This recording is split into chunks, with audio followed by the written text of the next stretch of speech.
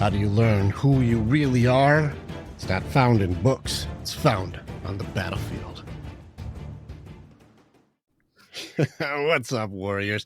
Welcome back, Battlefield of Mind. All right, today I'm with Gavin Topp, another men's expert. So him and I both run men's groups, and it's exciting to have leader-to-leader conversations. And so I hope you guys take notes on today's conversation. We have two different approaches to try to do the same job, and I'm excited to hear some of the stuff that Gavin Topp has got for us today. So Gavin, tell the people who you are.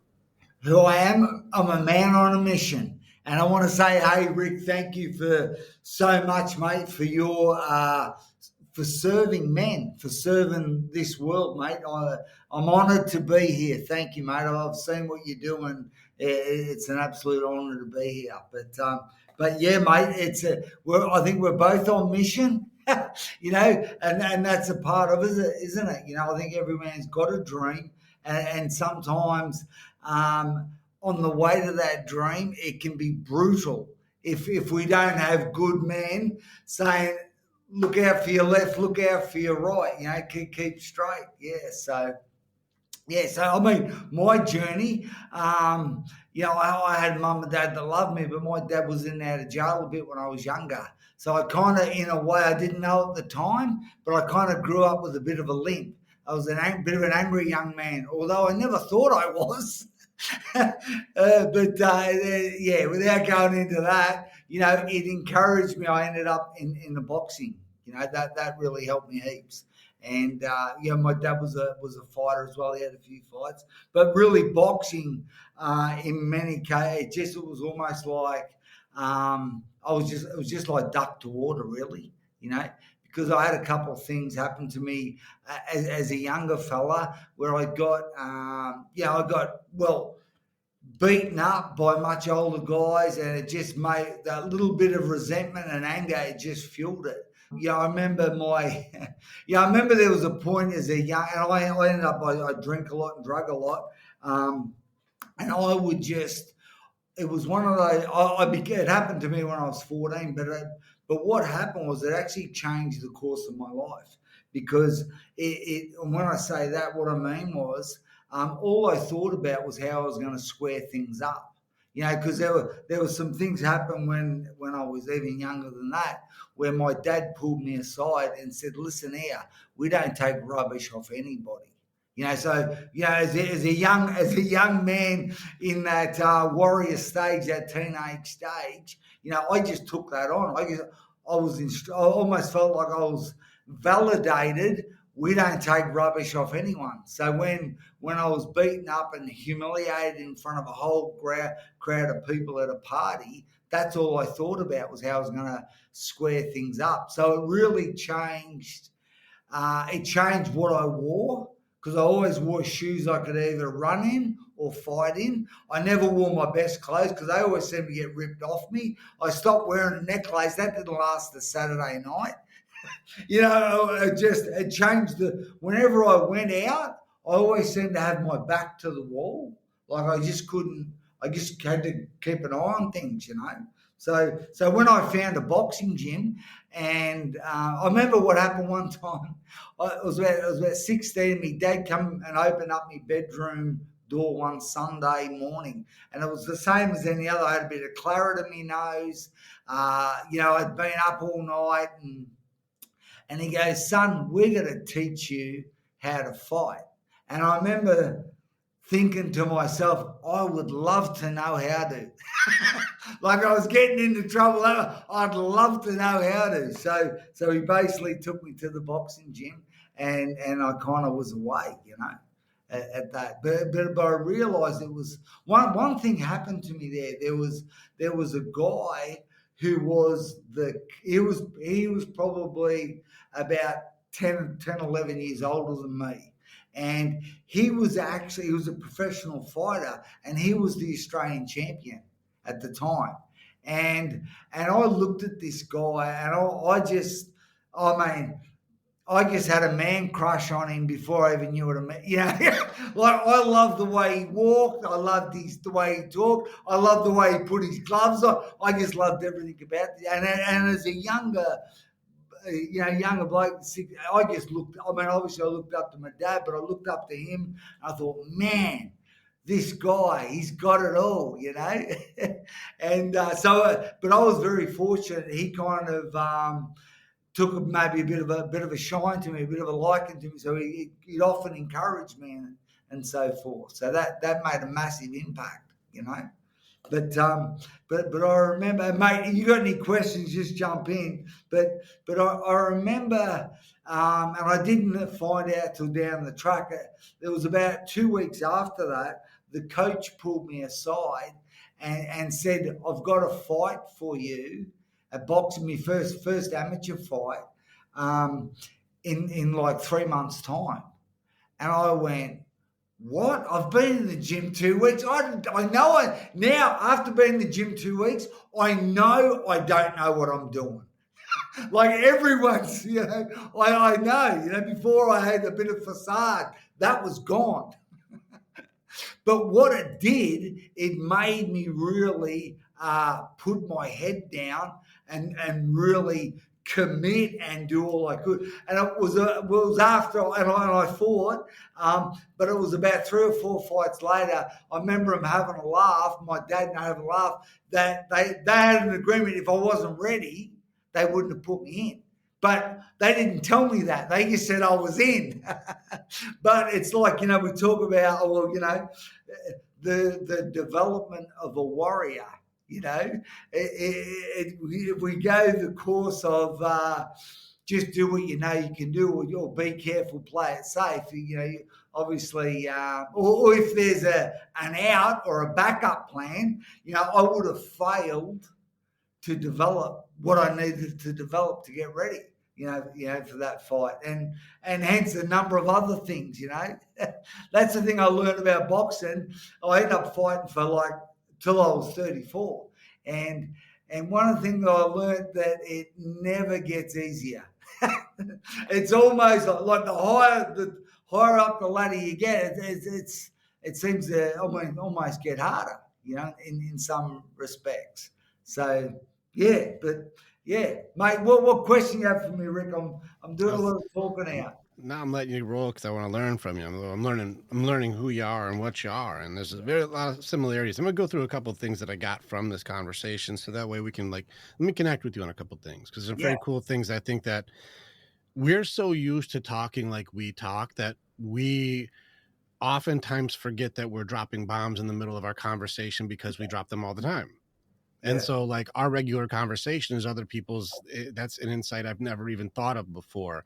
And that's a thing that sometimes it's good to have us bounce back and forth. That's what I'm going to do with you. You talked about being a young man and the brutality of fighting alone, how that doesn't fucking work. You are correct. This is why we have our calls for the phalanx, because there's one thing to be a tough warrior. It's another thing to fight the phalanx. If you're going to run into a shield wall of Spartans, you're going to have a hard time versus just one dude. And that's why someone watching your six, watching your left, watching your right, and we make sure that together we're always stronger. This is the pack mentality that men really are better together than they are alone. This is very important in an age where people keep trying to tell men that if you can't do it alone, that you're worthless. That's an interesting judgment for somebody to tell a wolf pack animal. This is a pack hunter, and you say, well, if you don't hunt alone, a judgment or an opinion that if you don't hunt alone, you're not good enough. This is a very interesting control system to tell a man to be weaker than he is, because that makes you strong. It's foolish stuff to pay attention to. So I caught on very quickly when you said the brutality of fighting alone. It's foolish. If you understand how we operate, we're stronger together always. You talked about that anger inside, and I know that thing. Could I? Because there's something in Australia. Well, there's an indigenous people in Australia. They have this thing called walkabout, and there's several obviously stages to their development. But before literally they're allowed to marry, or the males, and there's a range of different things they do. They got to go walkabout, and that was the thing that I kind of, because I sensed that as a young man, I had that. I wanted to just get out of here. And I did. I went to a dozen different countries and so What forth. does walkabout mean so that I can know what that means? From what I gather from learning from them, and then what I've done, particularly with a boxing program that I developed for men that had never had a fight, I believe it's about being able to stand, to be able to take care of yourself, to be able to stand. So when this particular tries, they go walkabout, they've already been taught that they're warriors. They've been taught how to build things. They've been taught to hunt. They've been taught to actually help others by stories, tell stories. And then there's a transition where you go out and almost spend time maybe with your creator. You go walk about, you have some alone time, and that can last that long or that long. It's kind of on you.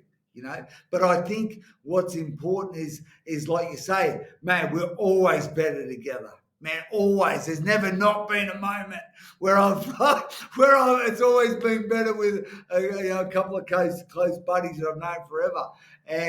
But at the same time, I think a lot of the time I remember a boxing coach saying to me one time, he goes, there's three men inside every man. There's the man I think I am, the man I tell you that I am, and then the man who lives on the inside. And quite often when you first start boxing, you start meeting that guy because no one can help you. They're on the other side of the ropes. So that's a good to have that place where, I've got to lift the gear.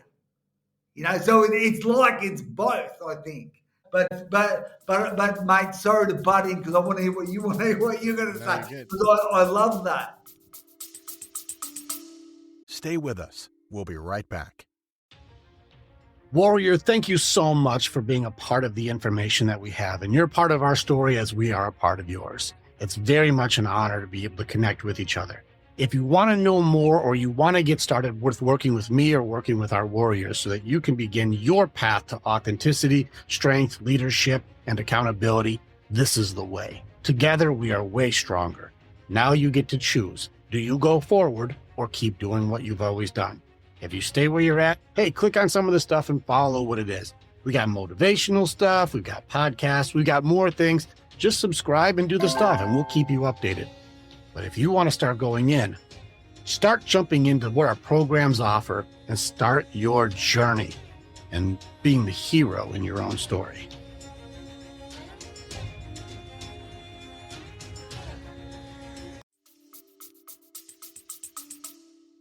No, I'm learning how excited you get. And so sometimes I let your passion just fire. I'm like, yeah, go ahead and fire the passion. People need it right now. You're good. No, I'm good with this. And so in this one right here, I just want to grab a couple pieces that I caught. And this just helps people understand when they're listening what I'm hearing, because there's some powerful things that you said, but we go by it so quickly that sometimes we forget how powerful it was. So I'm going to do a couple things that break down. It's a very interesting thing that the way that you were taught how to be when you were younger, there was this anger inside of you, something that you knew something was wrong or something was unjust and it needed to be set right, squared up. I need to size things up to make it so I can force it to be fucking right because something's wrong here. And you knew something was wrong. You would use distractions like drinking or partying or something to get away from pain that you didn't know how to deal with when you're 14 years old. You'd get beat up and bullied probably by like whether it be dad or it be these bullies and assholes. I don't know. People always fucking with you. And so you're like, you want to fuck with me, you're going to find out. I'm pretty sure that became your bumper sticker for a while. Fuck around and find out. Yeah. I'm pretty sure that became like your claim to fame for a minute. Well, yeah. For some reason, I don't know if there was I would always, if my mates were in trouble, I always send me jump. I don't know. It was like, I mean, down the track, I know what it like after doing all this rite of passage work and everything down the track. It's almost like when I finished boxing, I realized why I was boxing. Man, I was full of fear. Yes. I was full of fear. And that's crazy. It seems like it's crazy because the entire front that you have for protection was fear. Why do you think your back was against the wall at the party? Beg pardon? Why do you think your back was against the walls at the party? Yeah, man. I've been hit from behind. Because you were scared. I'm afraid. And so it seems like, and this is the humor of the irony of how we convince ourselves that we're the toughest thing in the room when really we're an animal that's terrified. Yeah. And like being a scared animal and calling yourself the lion, it's a facade that we've created to make it so that it can appear tough when really I'm trying to protect a small version of me that never felt safe. Yeah. And so I'm trying to give the disillusion. This is why I connect so easy with my fellow bad boys, because my nice guys struggle a lot more with this than my bad boys. Is like, we at least figured out that weakness isn't going to work in our favor, so we better figure out how to get strong immediately. It's the only option there is, because I've found that I don't get the luxury of run away, and I don't have the option to hide, and I can't retreat into some sort of surrender of like, please be nice to me, and I don't get to freeze. And my fawning element felt really, really disingenuous. I'm not going to try and manipulating and try and slide in and trick you into liking me. I'm going to say fuck you to your face, because it's the only thing that makes sense to keep you away from beating on me, because nothing ever fucking stopped whenever I did. So the only option is get strong. There is no other way. And I understand that personality type, because I am also that personality type. And that's why I'm like, I know this armor. I've got that same outfit at home. Yeah. Like, and it's really tough because you think that you're tough because someone wants to fuck around, I'll break your fucking nose. And you're like, no, you don't have to show that to be tough. The actual strong guy is the guy who's like, please don't make me break your nose. I really don't want to. I really don't want to punch you in the fucking face, dude. Can we do anything to make it so I don't have to do the thing I know I can do? Can we please? I know you're hurt. I know something's bothering you. I know something's up, man. We don't have to go right to me creating an instigation or aggression because my back is against the wall, because my dad taught me that we don't take shit from nobody. You don't take rubbish from nobody. Here's the funny thing about that sentence. I don't know what's rubbish and what's not, so I just think it all is. And so I just start attacking everything because I can't tell the damn difference. Yeah. And that's really tough as a 14-year-old boy, because you're like, I don't know what's rubbish and what's not, so I'm just going to assume everything is and just going to hit first and ask questions later, and that we'll sort it out afterwards. Yeah. And you know, like even listening to you, mate, what's interesting you say about that tough guy, but you know what, you just made me think of it then, because down then it was almost like everyone seemed to be older than me. All the guys I was knocking around with, everyone was older and bigger. So I knew I wasn't as tough as them, but I knew I could be more crazy than them. You know, and that's probably was my protection. But I was very, very lucky, mate. You know, I believe. I mean, God has looked after me. There's no question. You know, I remember that one particular guy who got me.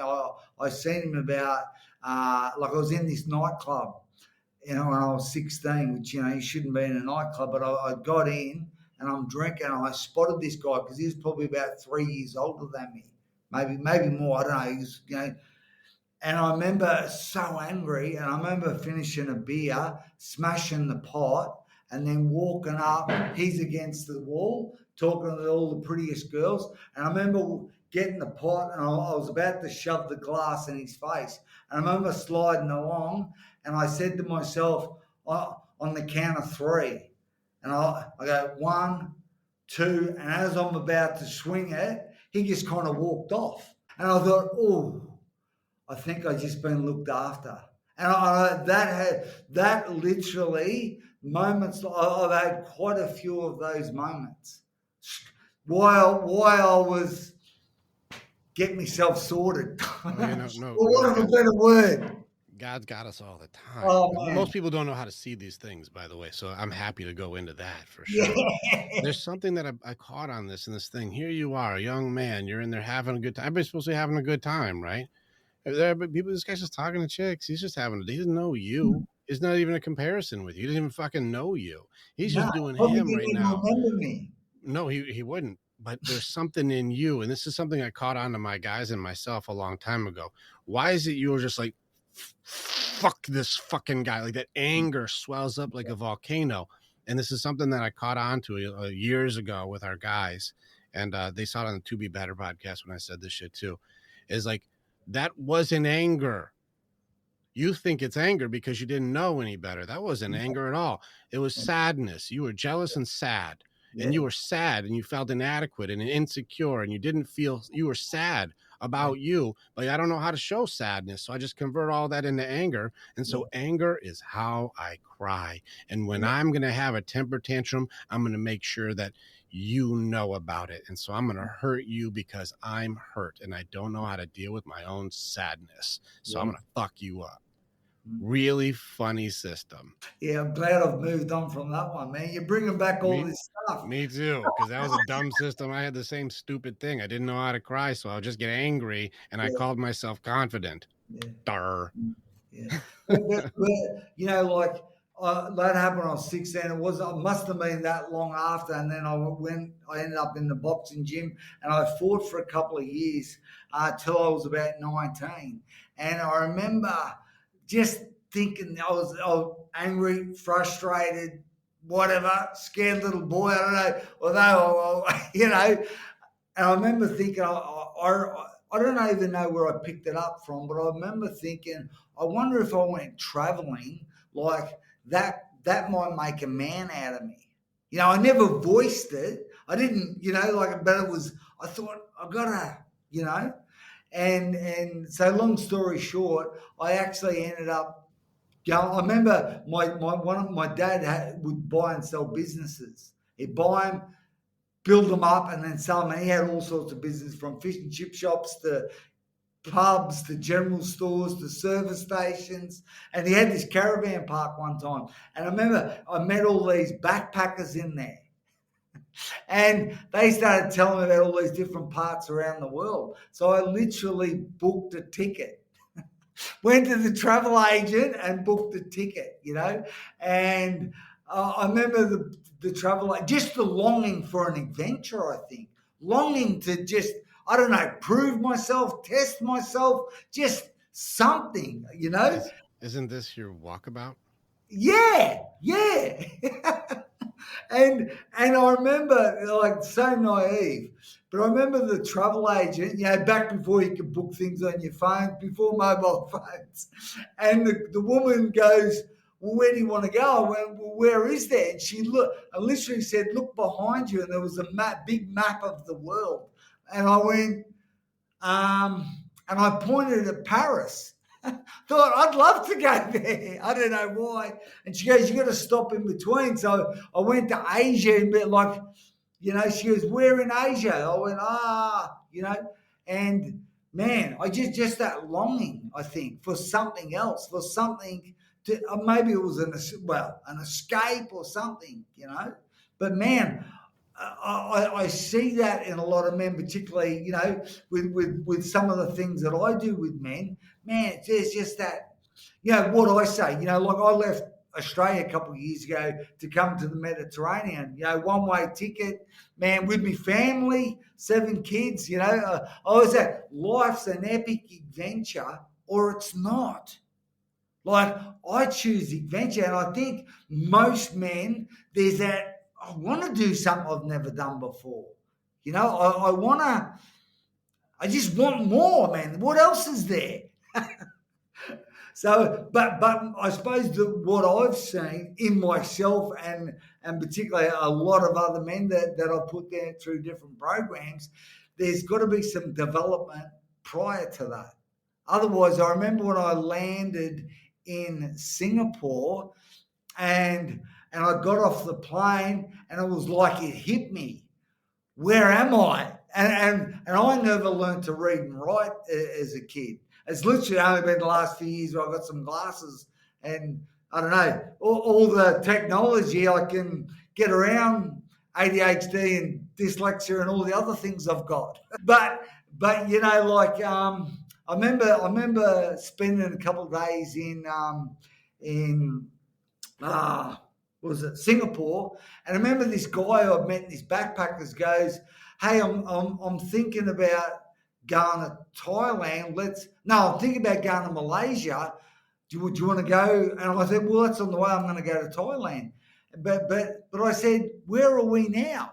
Because I thought Singapore was the capital city of Malaysia, I didn't realize it was its own country. Like literally on a mission, didn't know where I was. Yeah, but man, I love that. I think I always have. And I think most men, particularly what I would say through those teenage years, I think we long for that. So we say what I've seen a lot of, males in that age, they're just mollycoddled, like girls almost, and just it's undeveloped. That's been my take, but particularly, I always say the warrior is made through hardship, where I have probably had that hardship maybe too early when I was, or maybe it hurt me more than it helped me. But then I think the boxing gym was able to kind of turn that around through some great men who coached me through that, I don't know if it hurt you more than it helped you. It probably hurt you at the time, but it helps you now. This is an interesting thing. So I want to just ask a really simple question, which may be profound at the same time. You had to travel the world and go into adventures and do difficult things. What did you find? What did I find, man? When I say, I'm not sure if I'm aware I know where I ended up. Okay, as a result of literally self-will run riot, because I had a bunch of cash. I could do what I want, when I wanted, wherever I want, with whom I want, and I just pushed it to me being me. I just pushed everything to the limit, and it nearly killed me. And what did you find? Through What did all the I limit pushing and all the things that you've had to go through, you had to go through all these countries, all these advisors, all these sages, all these people that you've traveled with, all these adventures, these experiences, and all of these things. What'd you find? Well, I mean, probably. I remember there was one point. There was one point where I lived in Amsterdam for about 3 months. Right. There was one point I lived in Thailand on this nudist beach. Right, and I just gave all my clothes away. I literally had a vest, a bum bag, and a sarong. I pushed the boundaries, right? But I remember one time in Amsterdam, I remember being out on ecstasy all night and playing up and carrying on. And I remember I got a bit worried because I ended up in this gay nightclub, and man, there's not 1 ounce of gay in me. There ain't nothing, right? But I remember dancing on the old, I don't know whether you've been on ecstasy and thought, shivers, I think I'm in trouble here. I better get out. And I remember I don't know how I got home, but I remember getting home and it was daylight. And I remember looking in the mirror, like, I don't know, for some reason I looked in this mirror and I was looking at my eyes and I was like looking at myself, and I think the drugs were wearing off. And I remember thinking, man, like, what the heck, man? Who are you? Where are you? What? And I remember thinking, because back in those days where you got the airline tickets, you didn't get on your phone, you got those bits of paper. And I remember eventually finding that airline ticket, and I looked up and I realized I didn't know what the date was, so I found out the date, and then I realized I didn't know what month it was, and I was like, "Oh, far out! I'm in another month than I thought." And then I realized, because when you booked it back then, you had to book a return ticket, So I booked it just a round date, but I remember realizing then I'd missed my plane by 3 weeks, and it was like, oh. But the crazy bit was I wasn't in the country I was meant to be in. So it was like, what I learned was my best efforts, man, like, I love pushing things, but I was dangerous. And I remember getting on the phone, the public phone to me dad, and sort of ringing him up and saying, "Oh, far out, Dad, I think I'm not traveling too good." And he goes to me, "Do you think you might have a problem, mate, with drugs and alcohol?" And I just give him the biggest mouthful. I remember the phone with the cord. I remember getting the phone and just started smashing the glass, and anyway, mate, I was hurting. And I remember it was about, I don't know, maybe a couple of weeks later, I got me stuff together to get back to Australia. And mate, and I remember I was going to my sister's flat and literally just thought I've got to sort myself out. I remember just laying awake every night in her spare bedroom, try and go to sleep, but man, the cartwheel started to happen in my mind. And I literally would take me to like 3 or 4 o'clock every morning to sort of nod off, And I suppose, yeah, go on. You got so many like things that like need to like that thing people need to know what that is, and it's that thing people need to know what that is. I gotta almost stop you because I'm like, we got like 5 things that we have to grab right there that All are right, really because I good. want to get to what I learned.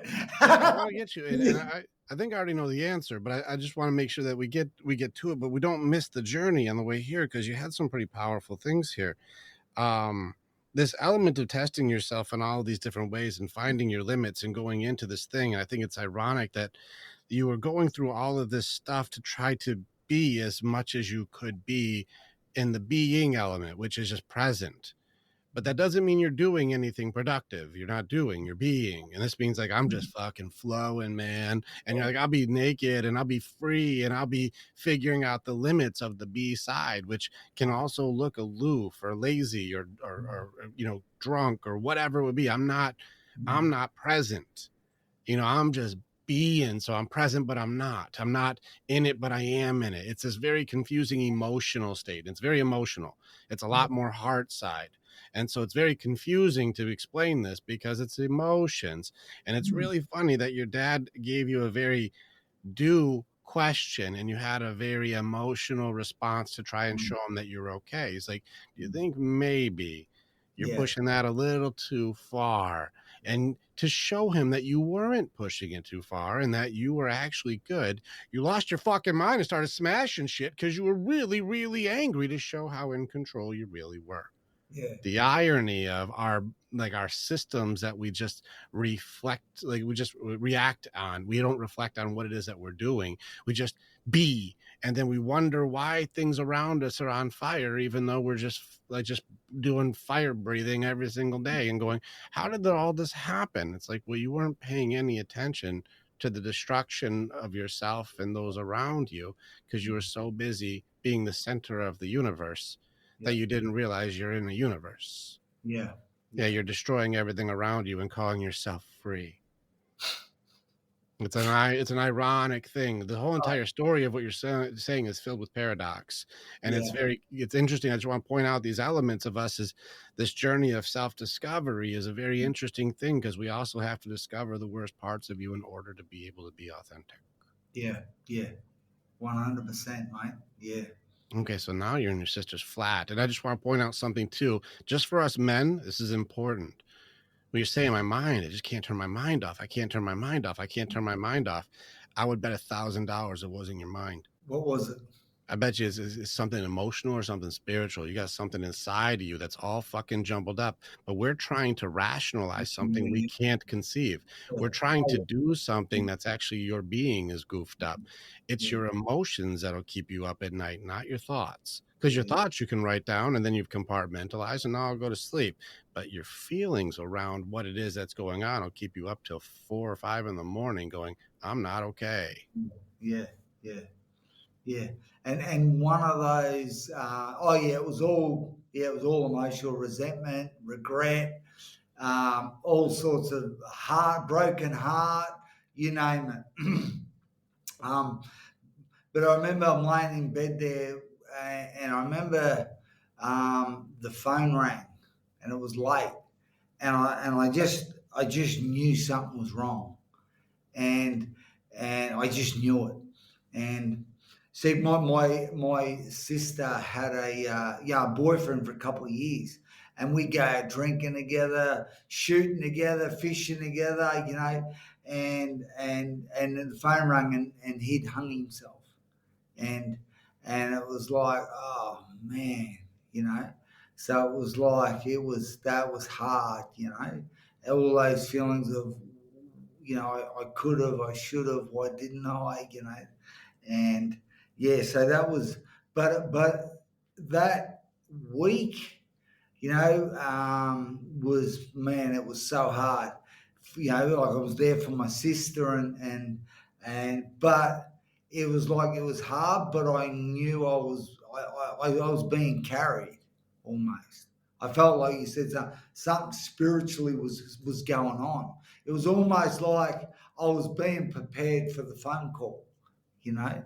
And yeah, so after spending a couple more months there, like I thought, man, what am I going to do in my life? I've got to do something, man.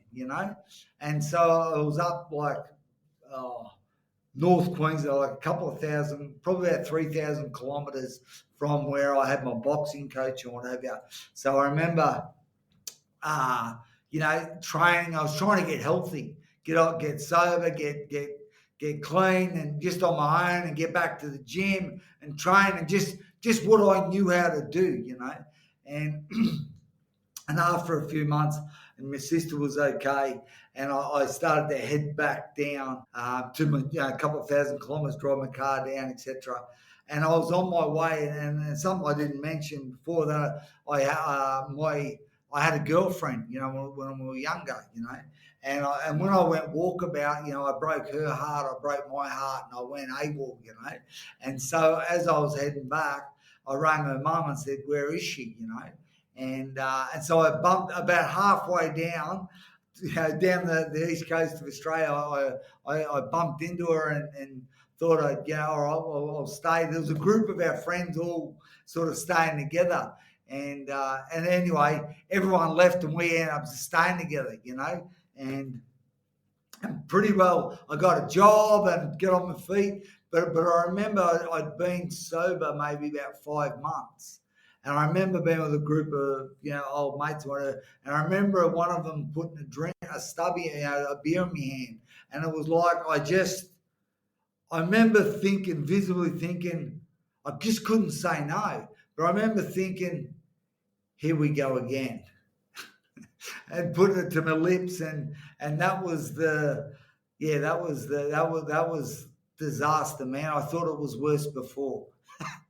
I thought it was rock bottom. I didn't know you could go lower than the last rock bottom, and then at least you become everything that I hated, And there's like 4 powerful lessons.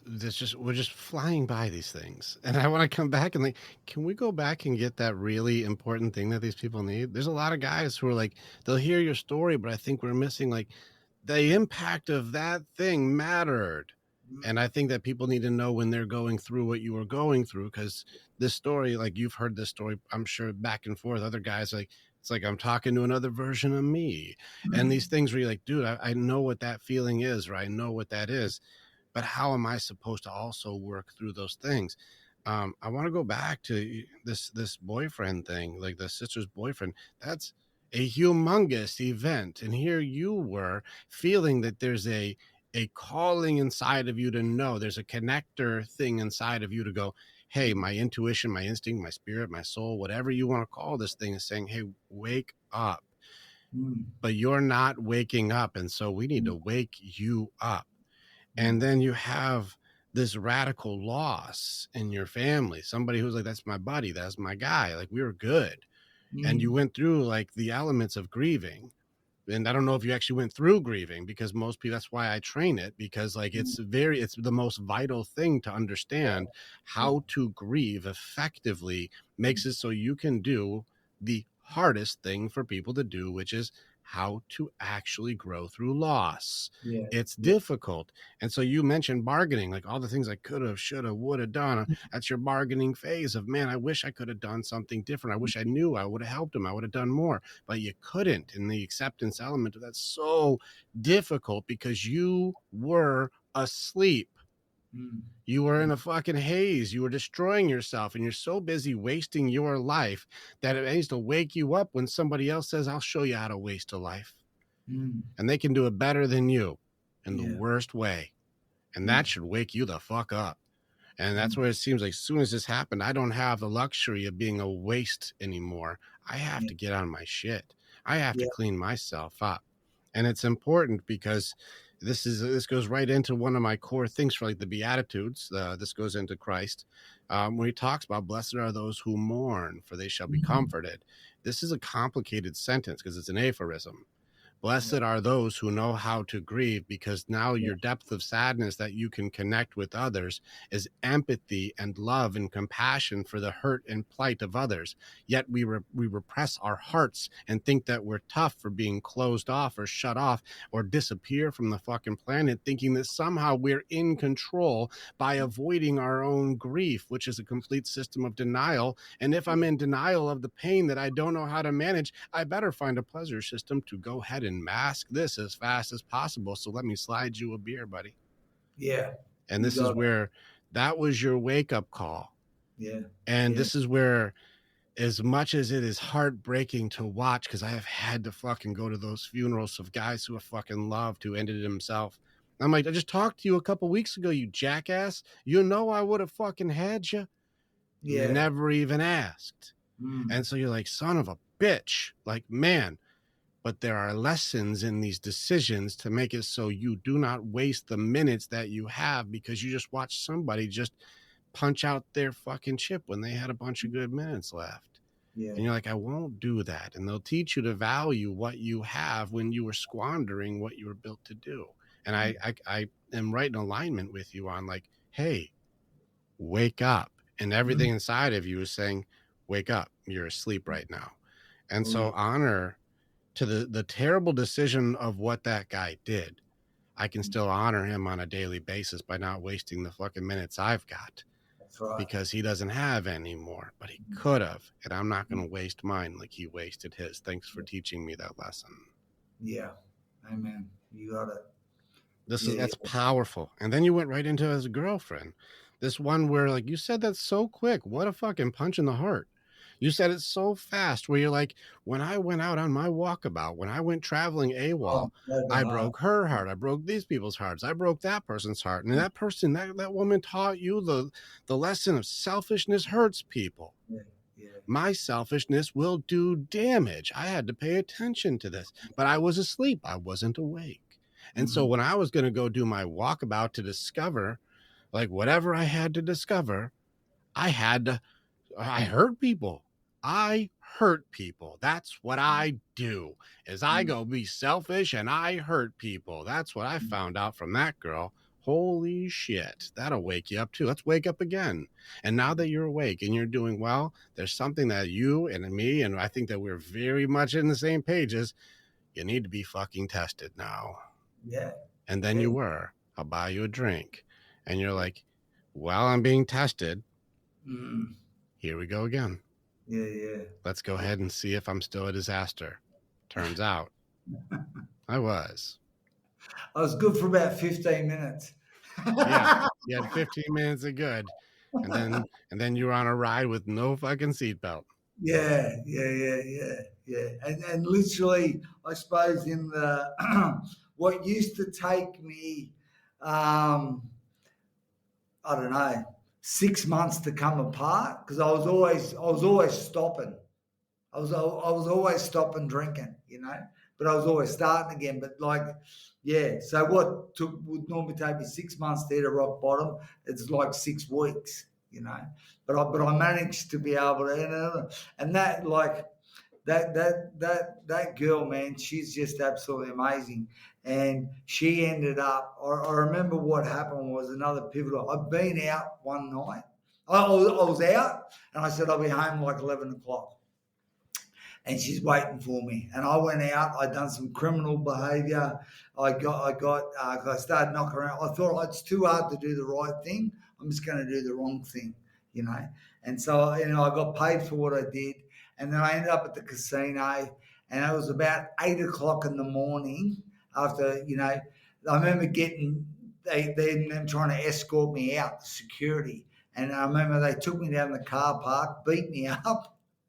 And I was so scared. I had one guy with me, and I remember them escorting me out. And I remember doing a loop, sneaking back into the car park, getting in my car, and this guy gets in, my mate so-called mate gets in there with me, and I drive around to the front of the casino, reverse up, and start revving it, right, and put it in reverse. I was going to reverse it through the big glass doors, and it was literally my mate started punching me in the arm, and the fear on his face, thought I put it back in drive and drove out. I thought, man. And that was another whoa, I was going to do that. Like, I would have driven my car straight through into the crowd trying to get those. I remember walking through the door that morning after with my girl, walking back, and she goes to me, "You need help." And for a moment, it was like literally as 3 seconds, I went, "I think you're right." So she got straight on the phone, rang a doctor, went to her, and then got me straight in more or less that day to a shrink. And I'm sitting there, and he asked me a couple of questions, and I start telling him all my problems, all about the people that had hurt me. I'm telling him everything, and he's going, "Yep, yep, yep." Yep, and I'm like 22 at the time. I thought, this bloke knows, he's a good guy. He's telling me, yep, yep, yep. He understands. And at the end of it, he goes, "Listen, son, there's not much I can do for you." He goes, "On your way out, get a card. It's a card of a treatment place for drugs and alcohol." And I give him the biggest mouthful. Mate, I'm paying you good money. You serve me this rubbish. Anyway, Michelle, she grabbed the card on the way out, right? And it was at that point, it was like a 1 year anniversary from Jay Rosado. The guy who committed suicide, my sister's boyfriend. And I thought, I'll fly back. I don't want her to be on her own, for this 1 year anniversary of his passing. So I go back, I fly up there. And it was the craziest thing, because I thought, I've got to change. And it was like, it was another test. I remember being on the plane, and I found these like 3 diamond rings in the toilet, right? It was like somebody had taken rings off and sat them where you wash your hands. And my first thought was, oh, I wonder how much I'll get for them. And then the second thought was, this is a test. So I take them, and I take them to the hostess and said, "I think somebody's lost their rings." And she goes, "Oh my goodness, they're mine." I thought she hadn't realised, she couldn't believe. And it was like, I kind of felt good for doing the right thing. It felt like it was a test, Anyway, I remember going to my sister's, and I remember my plan was not to drink, particularly after this doctor told me I was an alcoholic. I was like, "You got no idea, mate." But I thought, oh, I'm just not going to drink because I don't want to. I want to. It's for her, and mate. So I remember going to the grave on my own, and I'm kind of having this, I said, "James, mate, I don't know if you can hear me, but I need help." And he was Italian from Italian family, and they made this big kind of like a room in the middle of the cemetery, like it was a whole big. And as I said to, "Mate, can you help me?" It was like I heard, but I felt a voice say, "Everything's going to be okay." And it was that feeling of like peace fell on me, but I guess I wasn't used to it. I panicked, and I said, "Who's there? Who's there?" And I started like walking around, like I was scared. And it was like that peace kind of left me. I was like, flipping heck, I got to get out of here. Like, what the heck, But and it was later that night. I ended up, mate, I'm with my sister, and I ended up drinking. I just could not, and I remember. Another moment, I remember it was about 3 a.m. in the morning. with her friends, and I'm her big brother, I'm a hero. And I remember just looking out the corner. I was carrying on with the pizza shop owner and other, and I remember just out the corner of my eye catching her looking at me, and it was like the look of disgust, and mate, it hurt me. Like it just like sobered. It cut through the alcohol. It sobered me, and mate, I don't know. I was just very quiet, and I got, we done what we did. We had that 1 year kind of thing, and man, everyone was hurting. All his family, like, nobody had grieved. Before I knew what grieving was, I knew that they were in a bad way. His mum and anyway, I got back to where I was from. We're on the Gold Coast from North Queensland. Caught the plane back, and I remember, I remember I couldn't explain what had happened at the funeral, at the graveside.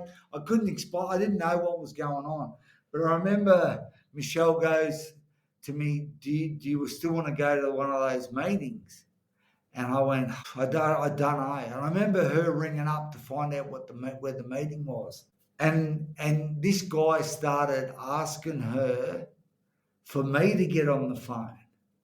And she's saying, looking at me, do you want to? And I'm like, I was too scared to talk. Here I am, a tough guy. I didn't want to talk but what happened was, they almost started having an argument because he was wanting to talk to me and she was trying to protect me almost, from not. And so she was getting upset. So I grabbed the phone off her and I said, listen here, you flipping, where the heck are you? And he goes, well, I'll meet you at the meeting. So I drove to the meeting thinking I'm going to fix this guy up for upsetting me girl after I put her through hell. But, so I get to this meeting and I go from a lion to a church mouse. I walk in the door and I see this guy from this boxing gym I'd been going to, and then I was getting drunk, and I'd go again, and I'd get drunk. At that point, these guys were trying to help me. Like, they had me. I was sparring a world champion, and then I'd be going missing. I was drunk. I was one of those guys, so much ability, but, and anyway, I go out, I sit down, I shut up, and this guy, and the speakers started this meeting, this non-drinking meeting. And I remember thinking, I've been set up. Michelle's told them all about me. They're literally telling my story. And after about halfway through the meeting, I realised, they're not talking about me. They're talking about themselves. I'm just the same as them. And by the end of the meeting, I'm like, oh, my God. And this guy who I knew from the boxing gym, he comes up to me, and it was almost like he put his finger in my chest, and he goes, son, because he was much older. I was only 22 at the time. He goes, son, there's something in you that only you can fulfill. There's a mission. There's a purpose. You've been sent here. And I'm bawling my eyes out. I know. I just didn't know how or what. I knew there was a mission in me. I just didn't know where to go from here. And I said to him, what have I got to do? And he goes, don't have a drink tonight and I'll see you at the meeting tomorrow. I said, listen, I can do that, but what have I got to do? And almost like I started getting into a conflict with this guy who was trying to help me. And he said, listen, son, shut up. Just do what I say, and I did that. And those days, they turned into weeks. And then he introduced me to another man who would start to help me, And I remember, my mission, at that point, I wanted to be a fighter, but I just kept shooting myself in the foot. I kept playing up all the time. And so, man, I was almost like all that energy, fear, anger, all those emotions, those those resentments, the grief, I just put it into. I get up in the morning, I'd either train or go to a breakfast meeting, then I'd train, then I'd eat, then I'd train again, then I'd go to another meeting. I was literally just, I couldn't keep still, you know. And after, you know, a period of months, I got a fight, and you know, I did the program, and made basically about 4.5 years into sobriety, I got an opportunity. Like, I started fighting on Fox Sports, you know, about 3 years in, maybe 2.5 years in, and then I got a shot at the Australian title, you know, and I fought, and I won the title. I won the championship, and it was almost like it was a miracle from where I'd come from not where I'd come from, where my mindset was. It was just, and it was literally, I could say, it was purely through these other men. Because along that 4.5 years, I'd done a 12-step program, but then they started to, there was a couple of things. They started to show me all these kind of rite of passage, this transformation from boy to man, and almost like the gaps in me. But where I'd kind of stumbled, or my father had stumbled across certain things, but then there was other things, man, I was just lost, you know, and you know, so, and then there was this one mentor I had, JB, and I remember him help me, and he used to open the Bible to me, and I was kind of like, mate, I love you. Like, in my head, I love you, but stop coming at me with this rubbish, you know? And it was almost like I'd never really told anyone about almost the spiritual experience that I had, because I couldn't articulate them, you know? I couldn't articulate them. It was, but there was one point where it was like, I got this opportunity. They rang up and they were looking for a fighter to fight in Canada for a Commonwealth title fight, you know. And it was in the weight division above me. I was a welterweight, like six kilos, and it was like the next weight division above me. And I remember that my coach said to me, man, they're looking for a guy. And I went, flipping, I'll do it. Give me a shot. Like, I'm everything. I'm on borrowed ground anyway. Yeah, give me a shot. You know, and I started thinking, maybe I could do this. You know, as we started, negotiations started to happen, and at that point, it was like, like 5 years sober, 5 years sober. I was the champ. My girl, I'd married her. You know, the one that's been with me, you know, since we've been together. I first knew I loved her when she was 13, you know, and like I was like 15, 16. You know, it was about I was 18 that we had our first kiss, but I knew, you know, like anyway, you know, we were married, we had 2 kids. It was like everything I touched, as soon as I got sober, literally everything I touched started turning to gold. I had a business. I had a dozen blokes working for me. I had 4 houses, like literally everything. And I got this shot at this Commonwealth title fight, and I take it, and I train my backside off. Man, this guy's ranked like number 6 in the world. He's like there's a level above me. He's like 3 levels above me, you know.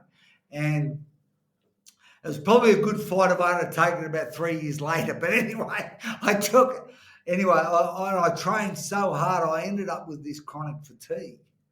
So I pushed myself so hard.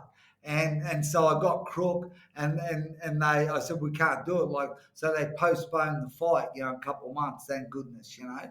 So I backed off, I come good, I trained for the fight, and I get over to Canada, and I come from a Gold Coast, Queensland summer to an Edmonton winter, man. It was like, I come from like 30, 35 degrees to like, mate, 20 below. It was like, I'd never experienced anything like that, you know.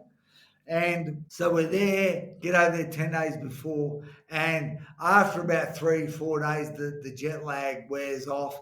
And I'm in the gym, I'm on the pads, I'm doing radio interviews, TV interviews. 4 days in, I thought, mate, this bloke's in trouble.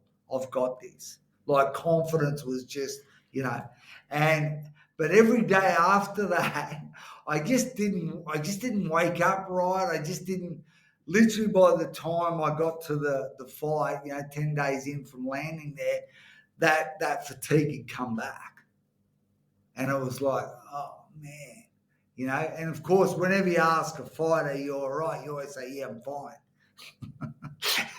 Yeah, I'm good, And I remember the night we drive into this venue, there's 10,000 people, they're saying it's going to be televised in 32 countries. It was like my biggest moment. And I remember going to warm up and I couldn't even warm up. I was just exhausted. And I remember like the changing rooms, and I remember there was this almost like this, it was like another room in the dark. And I opened the room, I go in the room, and I burst into tears. I said, God, why have you done this? Like, why have you led me all this way to the biggest moment, and now I can't even put my boots on? And I slouched to the bottom of the ground, and it was like, this feeling of love and peace, like just surround me. Like, and I started to think about those other moments in my life that had happened to me, that I never was able to explain. And then like this picture. See, because when I was young, when my dad had, I ended up living with my nana for quite a few times growing up when I was younger.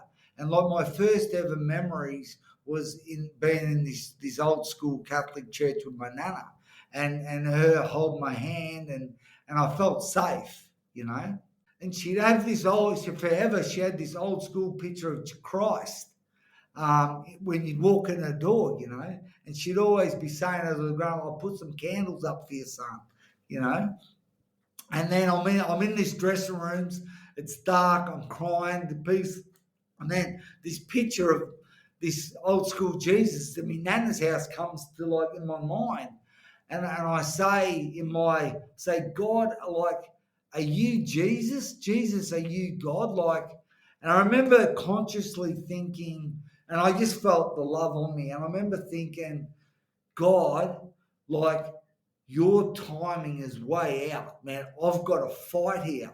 Like, what are you doing? And literally as I kind of said that feeling of love and peace kind of just started to leave me. And I remember thinking, I think I've just made a mistake.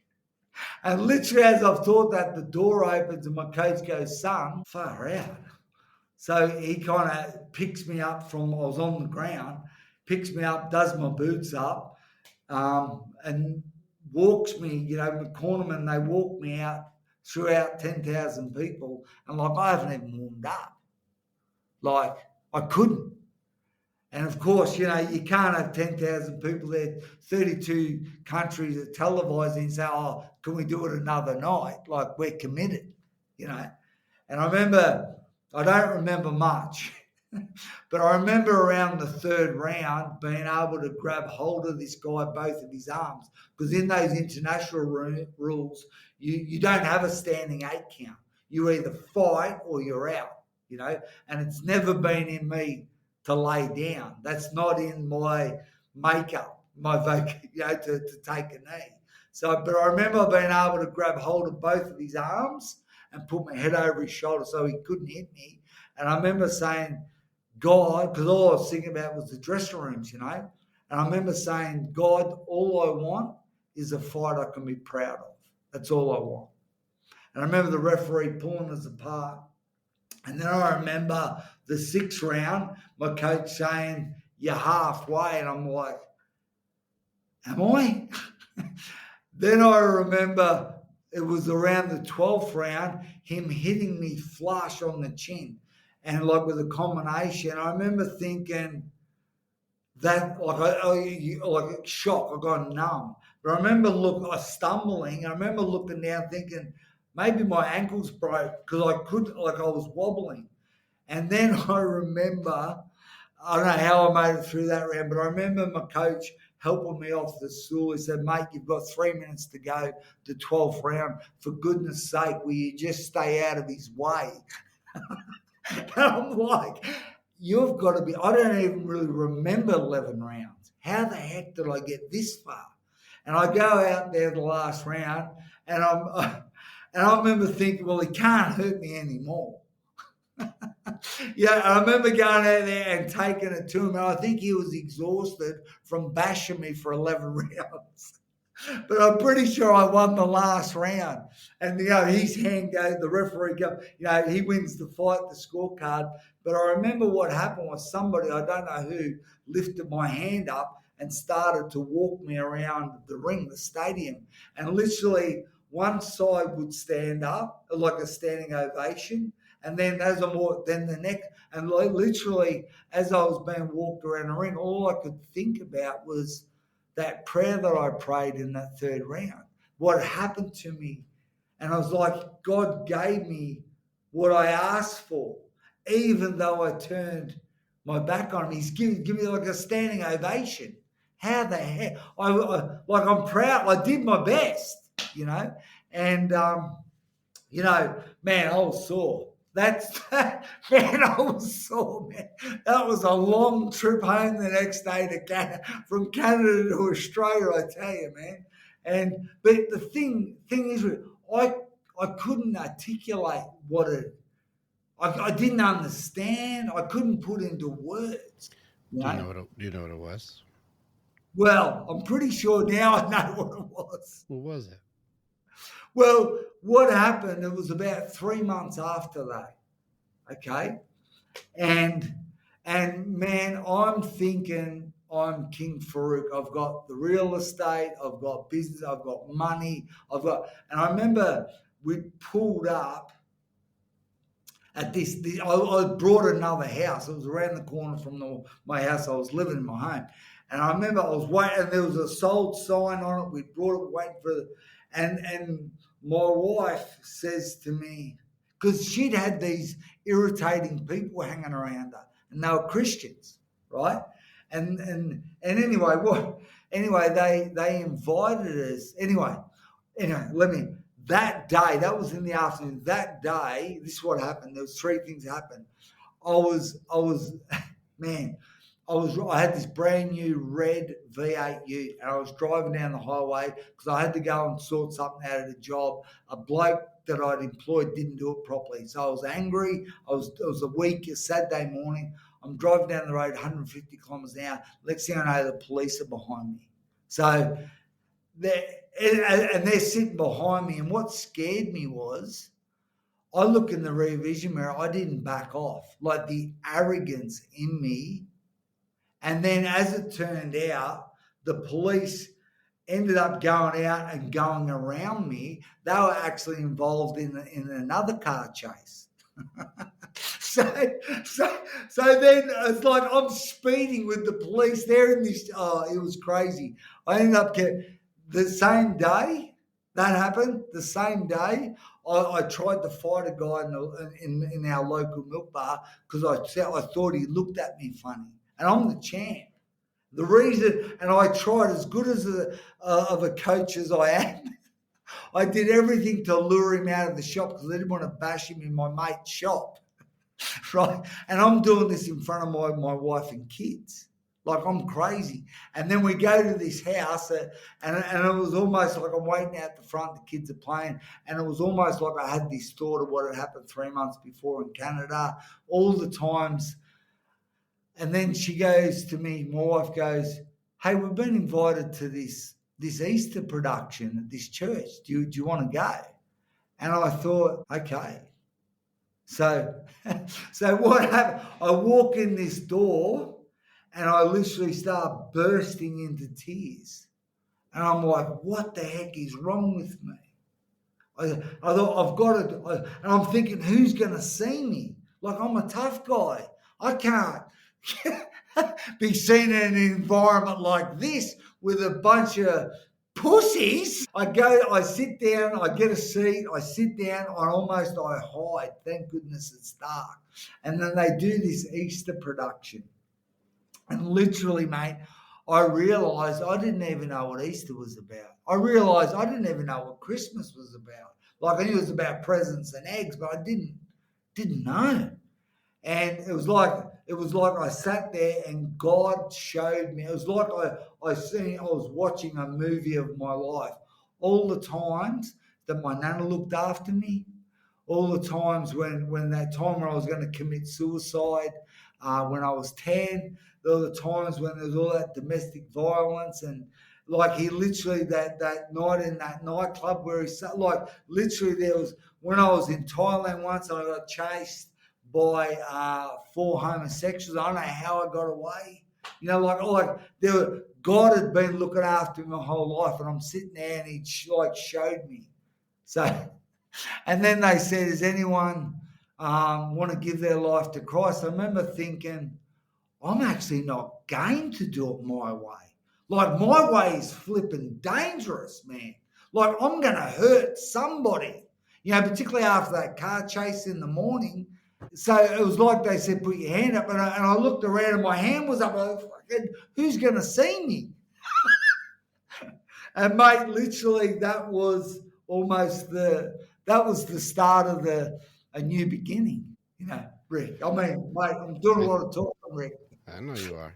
It's all right. So there's a lot of things. I want to kind of grab a couple pieces here because I wanted you to tell your story because I know it's a passion for you, and there's a lot of things in here that it's easy to miss these things, but they're important. And yeah, you just went for a while. And so I'm going to try, when I go back, there's a lot of elements of this that people I think need to be able to understand more than the story. And I personally I get frustrated with certain people's stories because people just listen to listen, but don't listen. And then they hear, but they don't hear. They like, yeah, I heard you say stuff, but I don't get it. And so they're like, cool, thanks for sharing your story. But it means nothing until it means something. And so we have to break it apart. There are certain things I'm going to grab from this. And there's a lot of things that we're going to circle this back into because this is a very spiritual conversation. It sounds like it's not, but it is. Everything about this is highly spiritual. And a lot of people confuse spirituality for religion. It is not. Yeah. And this is important to understand that the things that you're struggling with is not a religious thing. It's a connection thing. And there's something that you are finding. I want to go back to something. This is how far back we're going to go in this story here. Is back when your sister had the 1 year anniversary of Jay's passing. And you said, I'm not going to drink with her because I'm going to not drink so I can honor her. I'm going to not drink so I can honor her. And the only takeaway I would say is, well, what's the opposite of this? Which is I drink to dishonor myself. Because if not drinking is honoring somebody else, well, then drinking is dishonoring who? Yeah. Yeah. And it's like, well, I'm watching this element of absolute terror of self and goodness that I have to dishonor myself to feel like I'm in control of something. How paradoxical are we? And again, another contradiction to itself. And then you're going through, and there's a common theme to this system that you've got, this justice system that you've created over and over again, is that when I'm not okay, I'll make sure others are not okay too. And we call this justice, by the way. It's our own system that we would create to go, well, I feel upset about something, so I'm going to make sure others are hurt too, because my misery fucking loves company, and I call that justice. It's a very interesting system that you're using to go and make sure that you are heard, seen, or noticed, which I'm sure goes back to being a little kid. Because I wasn't heard, seen, or noticed, at least not in the way that I thought I needed to be. And so I felt never good enough. And so I had to make sure when I felt not good, you have to feel not good too. So that way I'm not alone. And that'll make you at least feel like I belong somewhere. That's a very difficult thing that you keep doing on this thing. And so you'll have so many elements of running away from yourself. And that means it's ironic that we think that we're fucking badasses, but our entire system is based on flight. and running away constantly. And we think that we're warriors when we're really worriers. Yeah. I'm so scared of everything that I'm aggressively telling everyone to fuck themselves while I'm running away from everything. So it's really funny that you go on these walkabouts and you find all these parts that are going through that when you're hurt, you find somebody like your wife who can be fucking compassionate in the way that you're struggling and you're going through stuff and you're actually doing damage to others, but that person can be merciful and your hurt makes it so you can find love. How funny is that? And then you see Jay takes his life, and with Jay taking his life, it makes it so that you see that death teaches you how to find your life. And so death teaches you how to live and stop being fucking hiding from yourself all the time. You learn to give, like the rings that you'll find, you'll learn to give. And that's how you learn how to receive connection. You learn how to receive, like, that's not a bad feeling. I thought that just taking was good, but being a giver, that felt really great. That's a confusing thing. It's ironic that we learned to fight and you started transforming in 4.5 years into a version of somebody who stops running away and somebody who thinks that now I'm not going to go be that wild fucking just free spirit, give a fuck. I'll lose time. I don't know what month it is, guy. And now you go into the extreme level of discipline. And now I've transformed into a human doing, not a human being. And now I'm back in control again and I can fight anybody. I'm tough now. I don't run anymore. Now I fucking fight stuff. And it's ironic that you're trying to find peace by beating the shit out of things. It's funny, right? And so these things too, where you drink to learn control and you're trying to find these elements of spirit. And I want to kind of break that fight down for you, that locker room thing where you're pushing so hard now on the other extremes of doing that you got sick. You found that if I go past a limit that makes any fucking sense for what I'm doing here, I'm not going to feel well. Just like when you went the other way, you got sick and you weren't doing well. This is something I've also found too, is that when we start going to what we believe is us in control of everything in some way, shape, or form, whether letting everything just fucking go or thinking that I have to force everything to do what I want it to do, you will get sick. And this is where the reality of what you found when you're sitting in the locker room, you say, God, why have you done this to me? Even though when people ask you, are you doing okay, Gavin? You're like, I'm fine, which is fucking lying, which means I'm a bold-faced liar. I'm fine. And then wonder, why is it when you curse God because you've hurt yourself, that happened to you? And God's like, oh, you're gonna curse me? Buddy. You know what? You want to worship yourself? Continue, because that's who your God was. It was you. And when you worship you, it's exhausting. And that's the God that most people worship, is yourself. And when people worship yourself, it goes to the very first line that Jesus says in the Sermon on the Mount. Blessed are those who are poor of spirit, for the kingdom of heaven is theirs. Poor of spirit means your ego is not your amigo. It's humility. Don't be an ego monster. You worship yourself, expect hardship. But if you have humility, then you can actually have connection to others and to something greater than yourself, because you cannot be humble unless you have abundance. And now you are strong. You are capable. Now you can be a good protector. Now you can be a provider. You have the houses. You have the things. Are you seeing all the things that have been given? Now let's see who you are. And now when you're tested, because this entire conversation has been test after test after test after test to see who you really are. And now you've been tested on one hand with nothing, and now you're tested on the other hand with everything. And know who we get to see? Who you are. Who are you if you have more? And you're a man who will curse God because I'm not getting what I want, even though you did it to yourself. And God's like, go ahead and fight then. Let's see what you got on your own. And you realize very quickly, I got fucking nothing, man. I got fucking nothing. So third round, you're like, okay. I see the error of my self-worship, and I have to get humbled down here. I need to be decent as me. I'm hungry now and thirsting for you to be able to have my back here. Give me something where I can hold my head up, because I realize my self-worship and my pride is taking all of my pride away from me. Mm. I'm self-destructive now. And so now here we are. I have to learn how to be strong, but also be good. I have to learn how to, like, I know how to fight, but can I also be a decent fucking human here? Blessed are those who are meek. Those who know how to fight, but fight for the right reasons and do the right things and know that it's not all about you. Yeah. Humility, you've learned in this one. In this one, you were just hoping you could just go the fucking distance at this point. Yeah. It's the story of Rocky 1. He's like, he didn't win that thing, but he went the fucking distance with the champ. And it's like, that's something. Yeah. That's something. You got knocked down and kept getting back up. And I Yeah. think that humility is what you learned in that fight. More than anything, blessed are those who are poor in spirit. That makes a good leader. Yeah. And I think that's what I was saying. Well, what did you learn? And you're like, I learned humility in that fight. I thought that I was king fucking ding-a-ling. I was going to go around and ring everyone's fucking bell. But your justice system really was, if I'm hurt, you're hurting too. Yeah. And we think that we are fucking wise because might makes right, correct? Yeah. But let me ask you, how often do you like being on the receiving end of your own justice system? You're like, that's not justice anymore. Now it's wrong.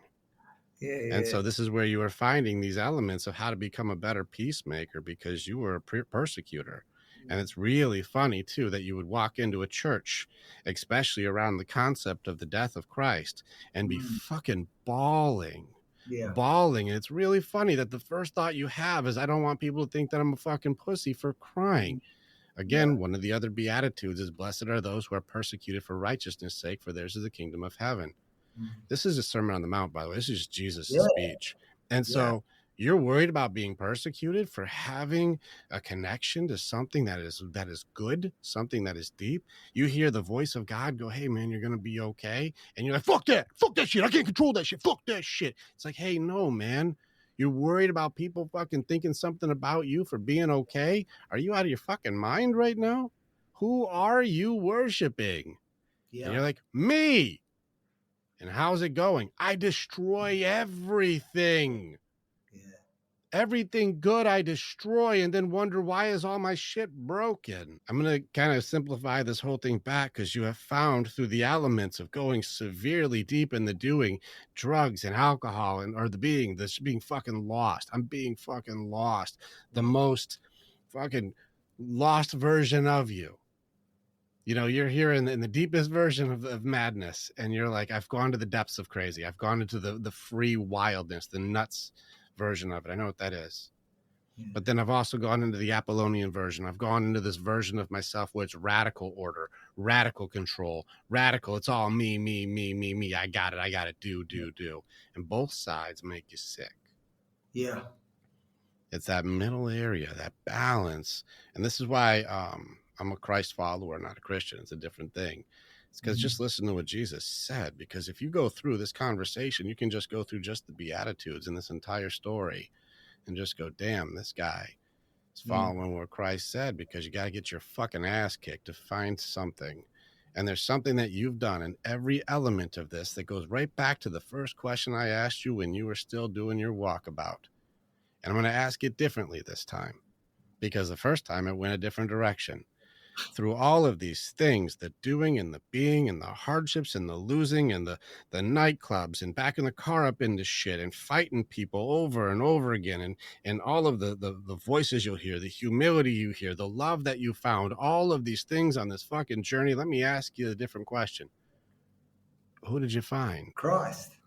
Yeah, you found someone else, though, too. I were that, like you mentioned, the humility. Well, the biggest takeaway, I think, and I mean, we've only got to there's 20 more years to go. Oh, I'm sure.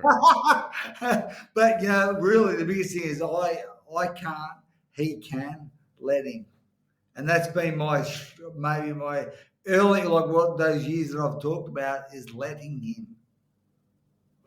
Letting him be the king. This is important, and this is for warriors to understand this, and it took me a while to get this too. You have to understand the yin-yang for mind and body, and then heart and spirit. The rules are not the same.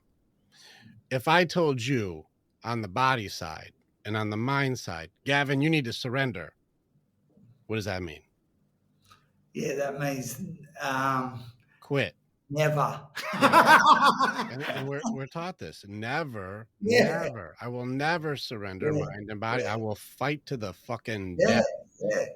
And so the concept of surrender when it comes to heart and spirit is actually how you get stronger. Mm, And so you say, no, I'm going to let. What do you mean let? No, I yeah. surrender to.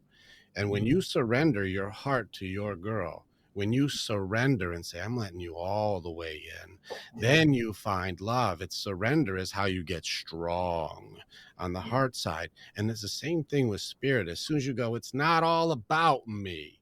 God, I don't fucking know. Where should I go? And he'll be like, you just had to ask. And then you'll get the answer. If you seek me, you'll find me. If you knock the damn door open, kid, what do you need? And so you said I had to surrender and go, let him just do his thing. God's got you. That is strong on the yeah. spirit side.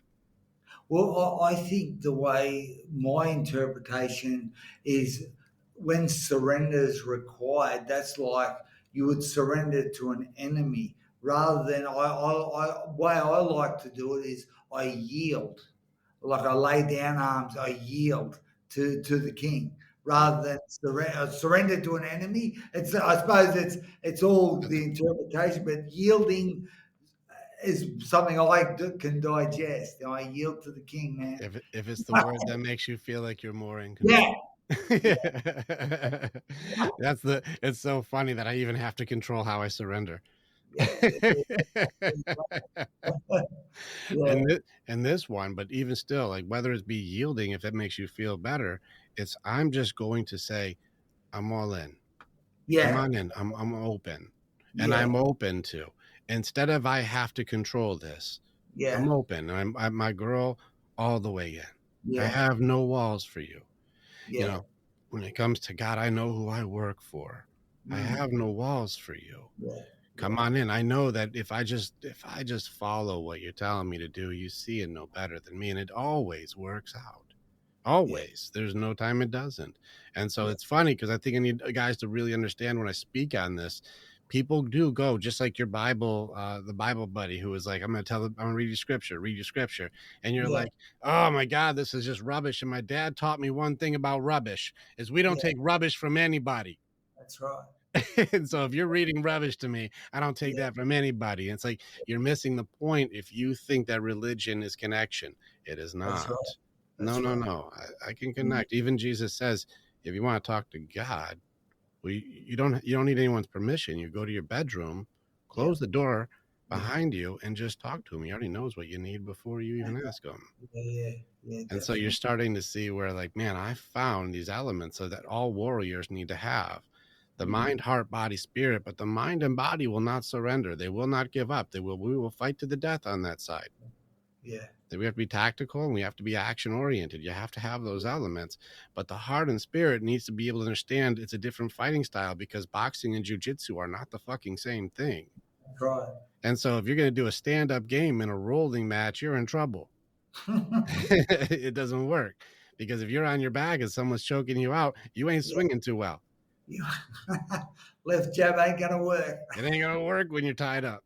And so it's understanding the different styles of these confrontations makes it so that you can be effective in these fights. Yeah, yeah. And so I think this is a very cool thing that, like you said, I'm only on the early years of this. I think this is going to be a 16-hour podcast. Okay. So we got 20 more years of stories to go through. Here we go.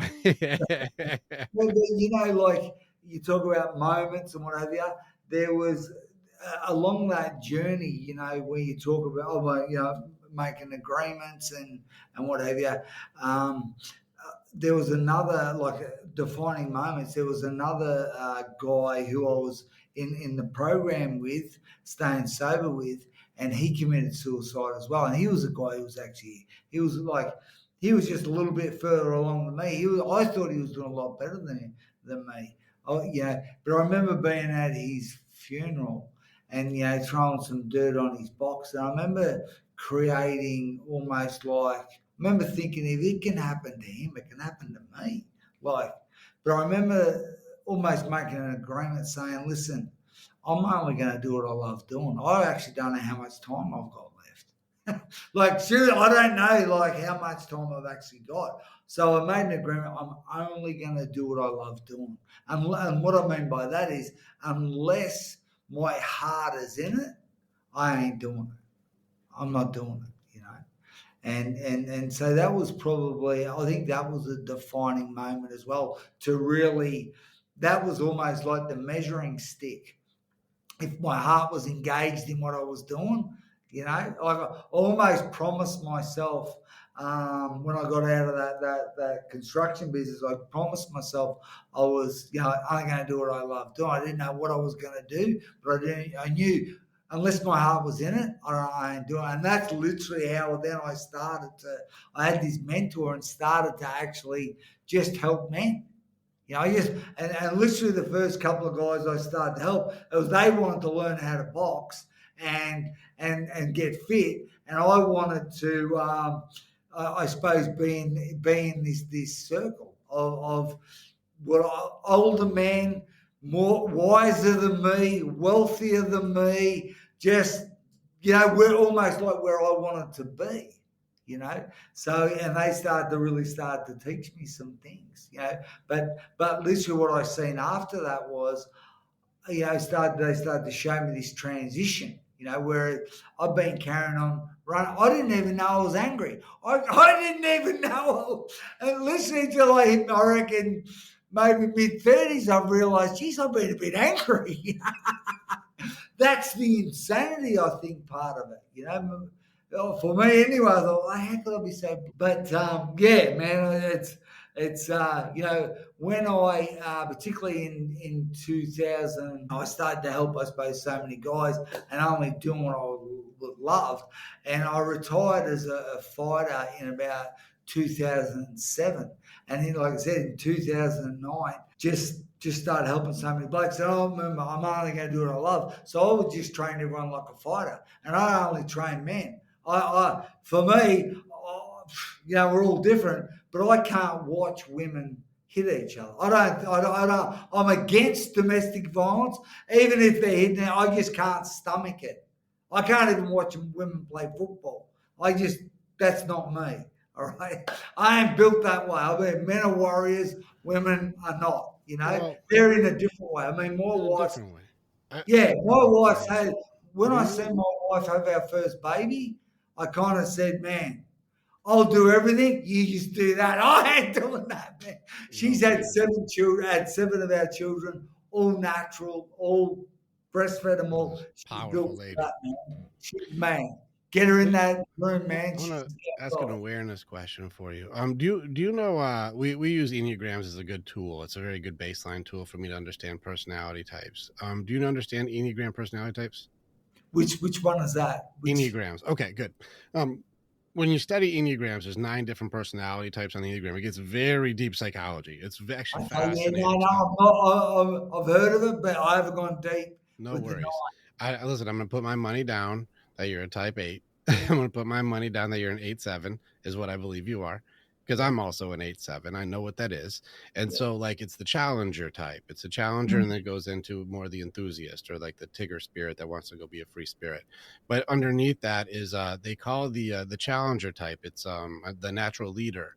But the reason that is built in that way is because you're forged out of fire. You have to go through shit. There's an argument on the Enneagram that personality type is created. It's not born. Because almost every type 8, their backstory is tragic. Like almost every type 8 has the same thing, is that at the very core of this, I have to be the strongest. I have to be in control. I have to be the toughest. Don't fuck with me or fucking else. That whole thing, underneath all of that, is a kid who just wasn't loved the way that they needed to be. And then where they call it the protective 8, which is the protector type, which is why there's an element of you that is built in to do natural protection, that when you see women get hurt or you see children get hurt, you're like, I can't fucking stomach this shit.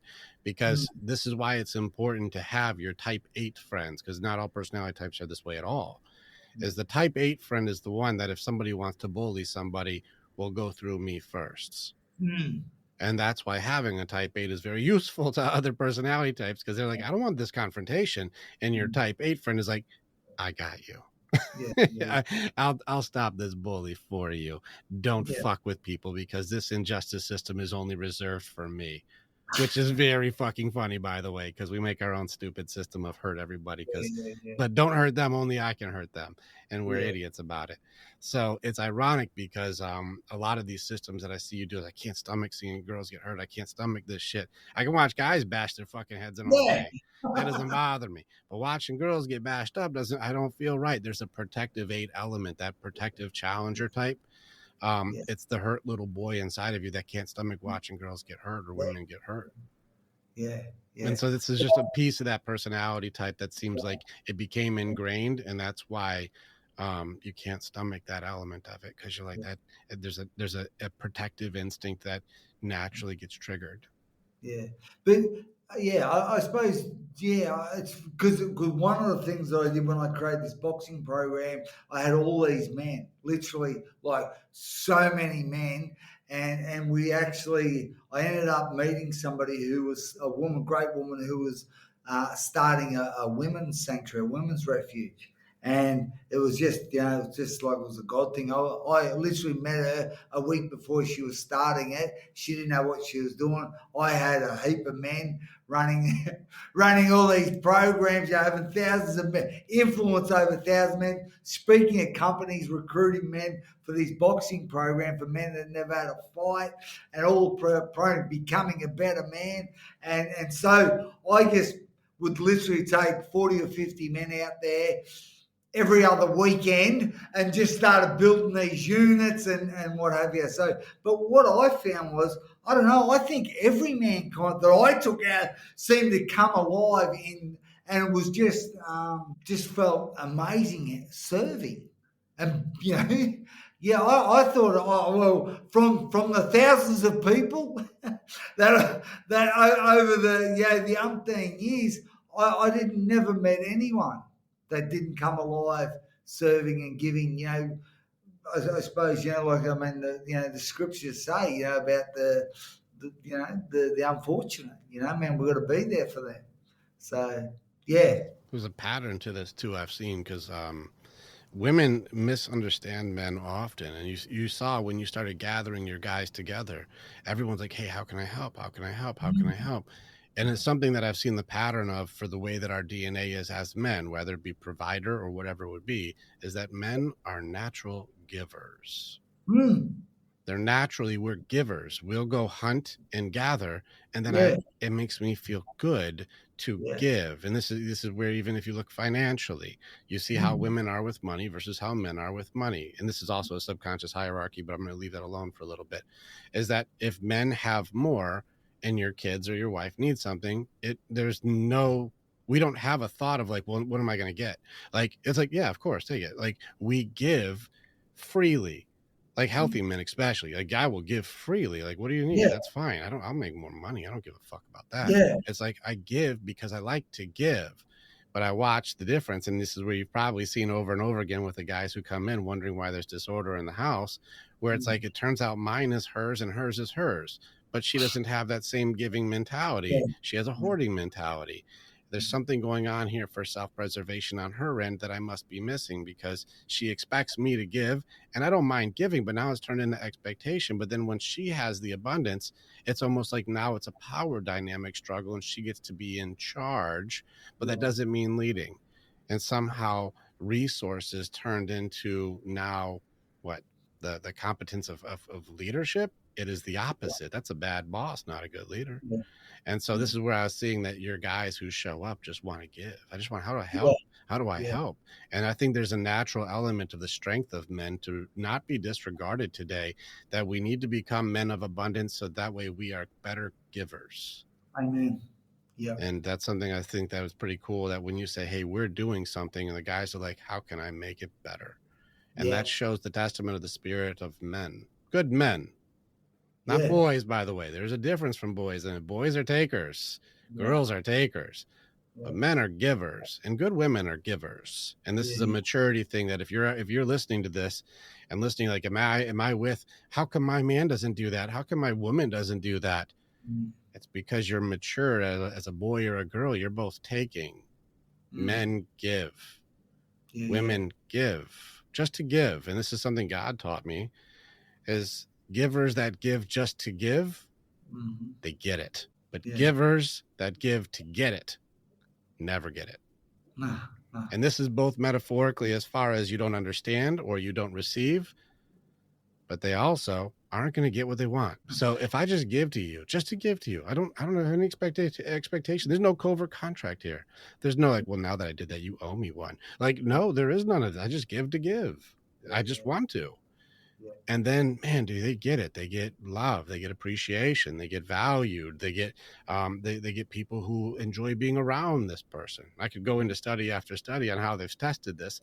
People who give just to give, man, do they get it? And by get it, they get everything.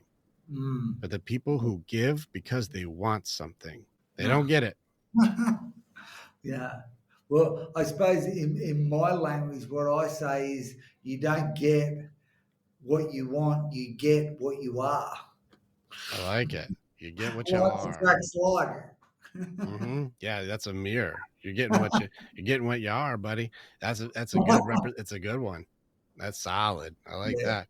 Yeah. This But is powerful. what, you know, like you talk about that season of my life, that 10, 11-year season of doing that boxing program, helping support that refuge and what have you, we would run boxing events. You know, that would be a 10-week program. One of the major qualifiers to enter the program was that you'd never had a fight, like you'd never had a boxing match. You know, there's guys done maybe karate or played football, but they were looking for a test. I mean, well, there was a range, man. You're talking thousands of blokes. There was a lot of, you can imagine I get a guy never had a fight, just maybe wants to lose some weight, but his mate said do this program. And in 10 weeks' time, he's fighting in front of 1,000 people at the local casino. I was like, whoa. But it was always about who do you have to become to step through those ropes, So we would have... That's an interesting question. I want to make sure that you don't... you're clear on like the way you represent for that, because just hearing that to an untrained person, it sounds like, well, who do I have to fake being to be able to get what I want? I want you to be very clear that who do you have to become is not, well, who do I have to pretend to be to get what I want? So what do you mean by who do I have to become to be the kind of person who can get in that man, this is a big subject. I can think of a lot of funny stories, because I had a few gyms over the years, but the last one I had for a few years, right, 3 years or so. I had my office. I had the gym that way, and I had my office here and the car park there. So it was all glass. So literally, I would see all the guys rock up, right, and come in the gym. The amount of times on enrollment day where the new guys that turn up, literally $200,000 or $300,000 car, they literally get out their car like they just got out of a Nike commercial and strut in. Wait for someone to open the door for them. Like you say, who do I need to fake? Oh my goodness. And literally, yeah.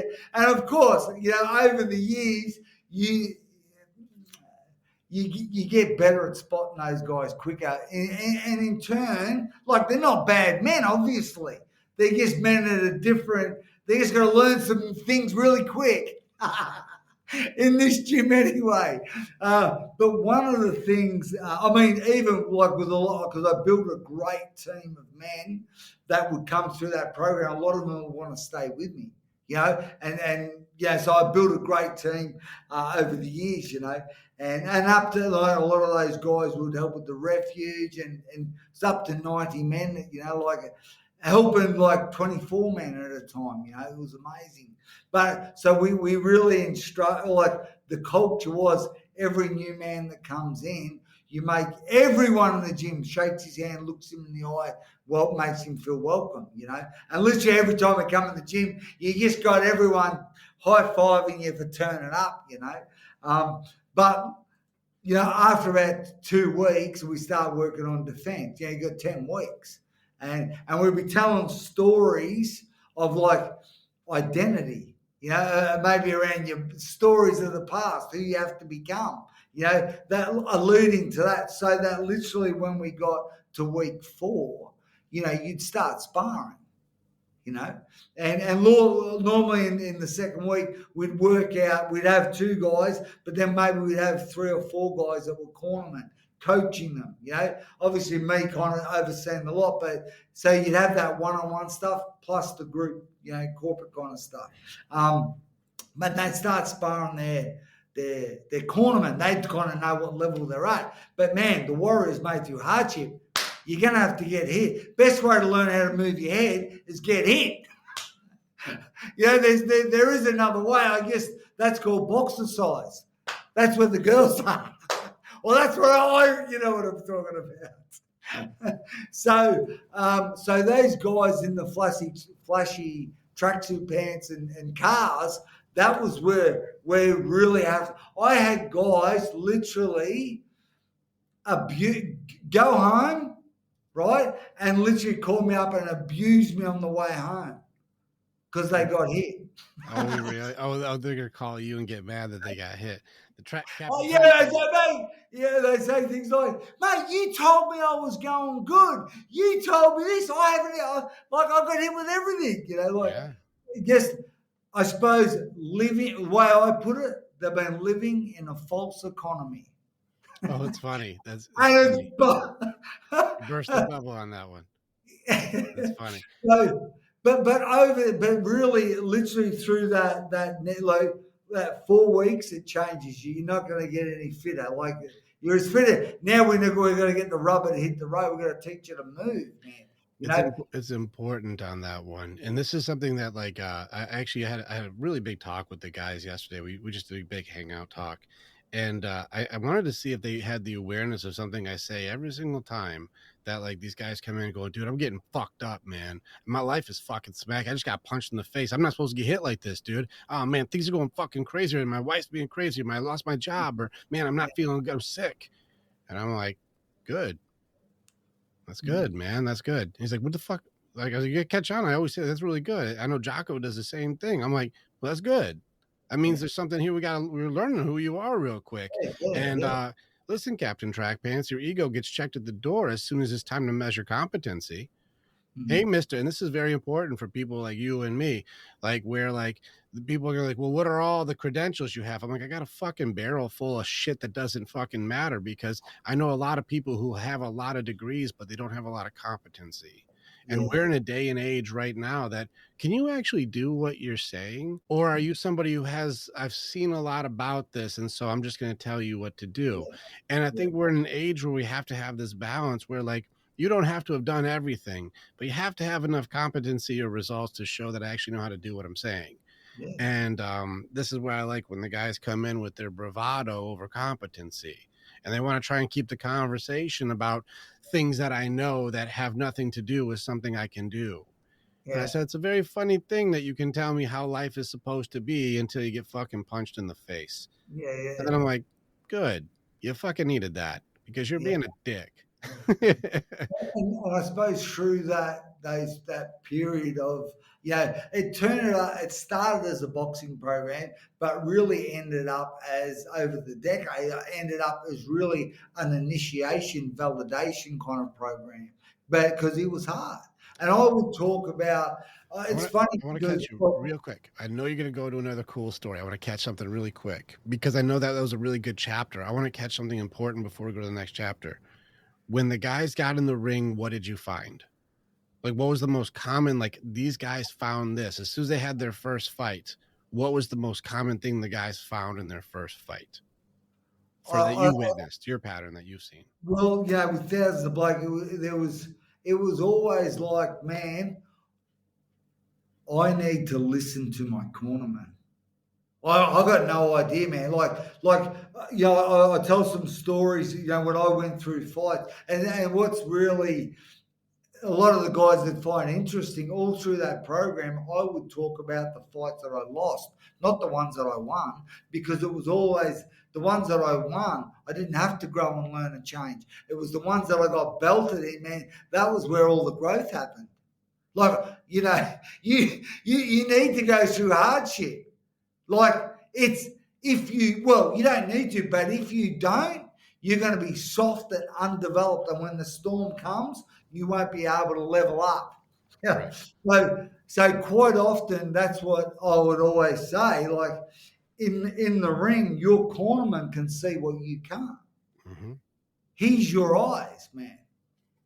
Yeah. There's So that's the biggest thing I think most men would learn very quick. I got to trust this guy. I want to share something that I think this goes along with it perfectly. And I like different versions. I got 9 Bibles in here, but I got one for you. King Solomon, you already know the memes of the Bible is Proverbs. And so, like, let's go into Solomon's memes. And so I use Proverbs 24, 5, and 6 often. I use the NLT version because I like this translation of this exact verse. Other ones are a little trickier. And this is one where the wise are mightier than the strong, and those with knowledge grow stronger and stronger. So don't go to war without wise guidance, because victory depends on having many advisors.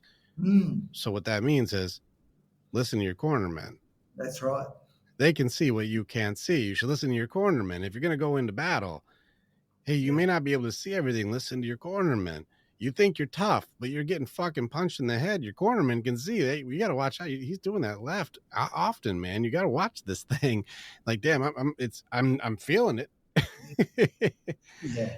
But victory depends on having many advisors. And so listen to your cornermen. And I think that it's a very good, humbling lesson for us lone wolves that I teach the lone wolves go fucking hungry, man. But the pack always eats, bro. Listen to your cornermen. Yeah. Yeah. And so I think it's a very good lesson that these guys learn in their first fight. You're going to get humbled. You're going to get humbled quick. You think your jumpsuit makes you badass? Wait till you get fucking fucked up a little bit. Remember, you already know what Mike Tyson says. Everybody's got a plan until what? Yeah. Till you get punched in the face. And I think this is a beautiful thing. I actually really enjoy the Fight Club concept of that. It's just very difficult to manage, of course, because like people really get fucked up. I got some stories. Yeah, I'm sure you do. I'm sure you do. Some dude is like, that did not go well. That was fucked up. I mean, but over that like 11 years, man, I learned so many things. There's so many different guys, but I also learned there's a process, and the process work. And hence what I did with that in 2017, like in Australia, you know, like you would find, like the guys would find out their mates fighting, maybe they went to school, they hadn't seen for 20 years, whatever. People would fly everywhere to this casino and would pack with all their old buddies and whatever. Well, you're fighting, you don't know how to fight. What's wrong with you? I'm not missing that. So people would come. So what happened was, I used to love it, mate.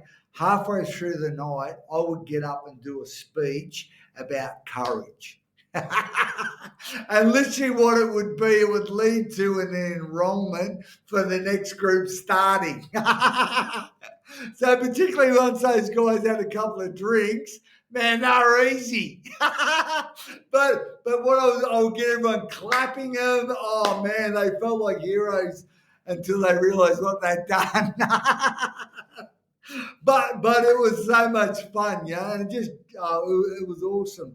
But what happened was a lot of those guys weren't able to do it because they lived in other states and whatever. So that's when I thought, and there's all these guys that were struggling, you know, just with, you know, stuff, life, marriage, you know, raising kids, etc. So that's when I wrote that first book, A Rite of Passage for the Modern Man. You know, so just a small ebook, and I literally sat there for like, and then I got busy again. I wrote it, and it was amazing. It was great, and it was not until about 2 years later, 2019, where I'd been feeling for a while. There were so many men who couldn't do the program for whatever reason. They didn't live in, you know, there was men reaching out from New Zealand, etc., saying, bring it to Melbourne, bring it to New Zealand. And I actually sold a couple of franchises of that model. but it just didn't have the same. It just didn't work, long term. So I'm going to stop what I'm doing.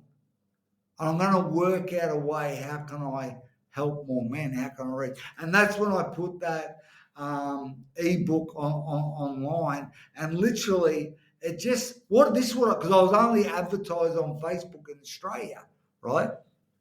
And I remember seeing all the book sales come through, and I'm thinking, what's this? There must be something wrong with the delay or something, because literally 95% of the books were being sold between 1 a.m. and 3 a.m. in the morning.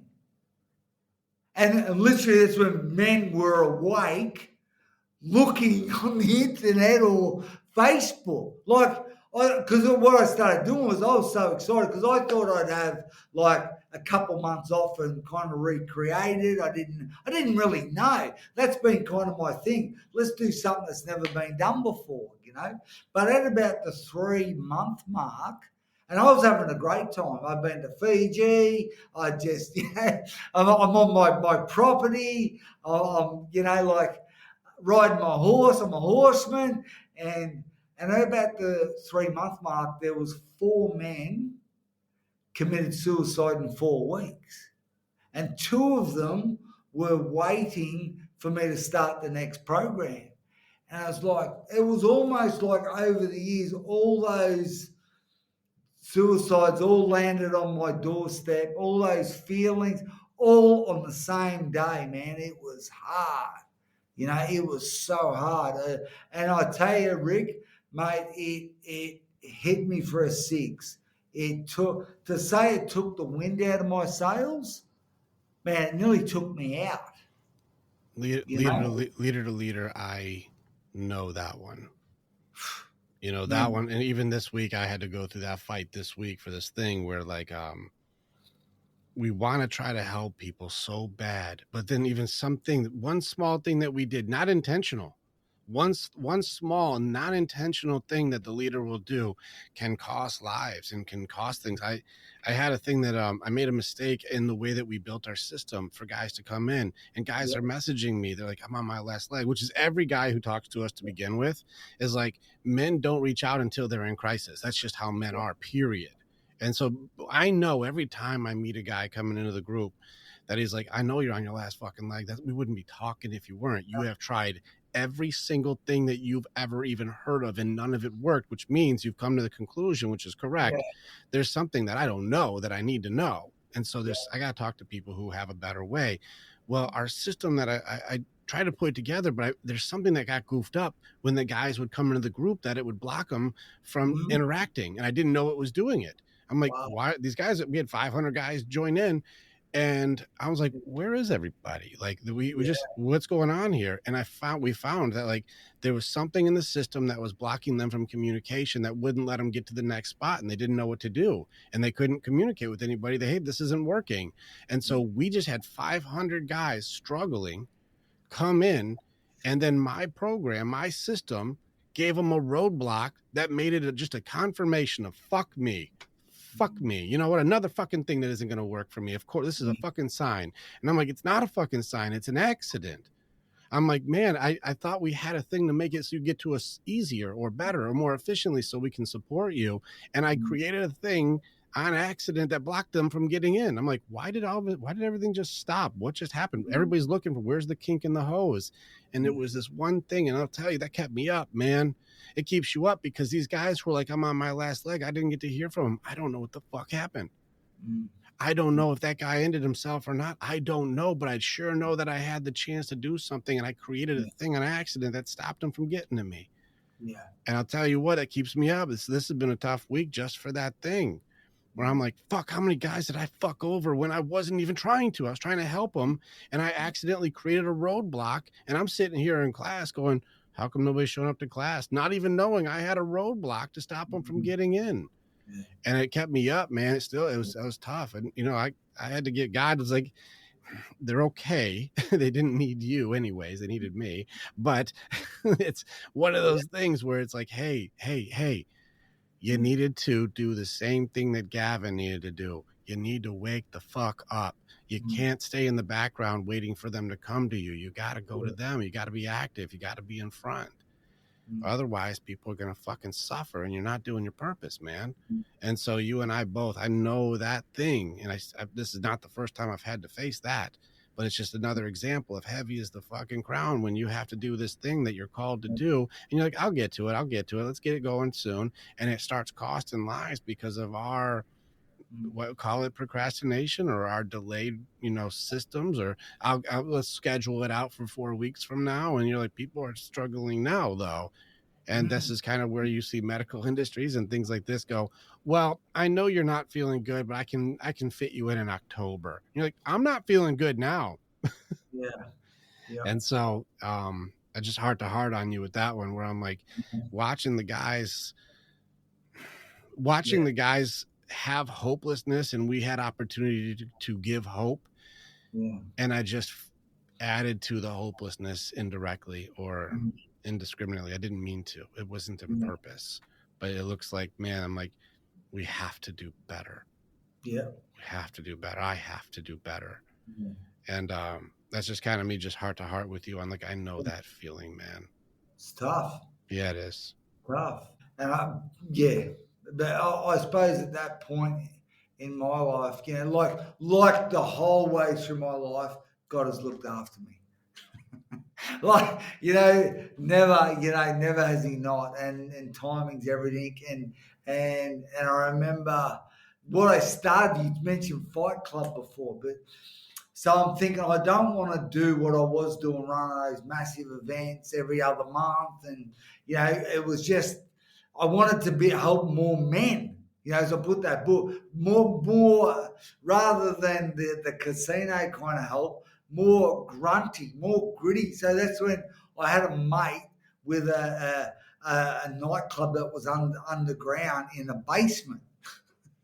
So I started running these, and I'm just men only nights, right? So we set up this like makeshift boxing ring, and we get a couple of hundred men come in, and I'd sort of when I say train them, I kind of half train them for over a couple of weeks rather than a whole. So I was able to match them relatively, easy. But sometimes, man, when that bell goes, some other guy comes out of him. You can't, some stuff you can't predict. But because I suppose I'd personally matched after fighting for 18 years and then matching blokes for over a decade of nine, I kind of can see I'll match him with his ability, but it's more matching with his mentality as well. That was probably more to come into play. So I started running these fight clubs, and then I had another mate. Although we have some fun, it was a bookie. So we started. Everyone could bet on their mates. And then I remember, mate, and then it was unreal. And then it was like, hang on a minute, we had like a draw, right? So hard, I got so good over the years at matching them, like they were so even, But then when we started backing them, we started having a bookie. I realised we couldn't have a draw. So we go, hang on, we're going to have to go another round here. We have to go another round. So then I started and then the pandemic happened. So, but what we found when there was another round, almost like there was always more in a man than what he realised. When he had to do more, he actually could become more. When the circumstances were that he had to, But then when the pandemic happened, and then I started my 10-week program. That was all about boxing for a lot of people. It was all about those stories that I told. It was that, and those questions that I asked, and those things you had to do at home so that you were at peace to go to training, to develop yourself. So then that 10-week program, that book was selling, that 10 weeks, man, it just took off. I can remember having a gym and people would drive an hour to my gym. And I was like, man, they've driven from the other side. Like, I felt honoured. Now, all of a sudden, I remember that first Zoom where I had men in every state and every territory. I thought, I cried, mate. Like this was a dream come true, because, I have a dream, and I used to get up and tell my dream at these big events in front of 1,000 people. That's how I would start the night, about helping men and so forth. And I'll tell you that one day, or maybe later. It's because that was what it was about when you've referred to about who do I have to become. Well, what's your mission? And a qualifier that I've found over the years is when we have that dream and when we pursue those steps, have the courage to dream again, that will be in line with our mission. The thing that we're in line with our purpose, which we're developing into a mission, the thing that's worth our life. But always, I think what trips a lot of men up is they look at that mission, they go, well, I can't do it. Who am I? But so it's like, who do I need to become? And I think for maybe men listening and they've got a dream, they've got the courage to have a dream, and the qualifier is you don't know how to do it. Like if you know how to do it at where you're at, man, you ain't thinking big enough.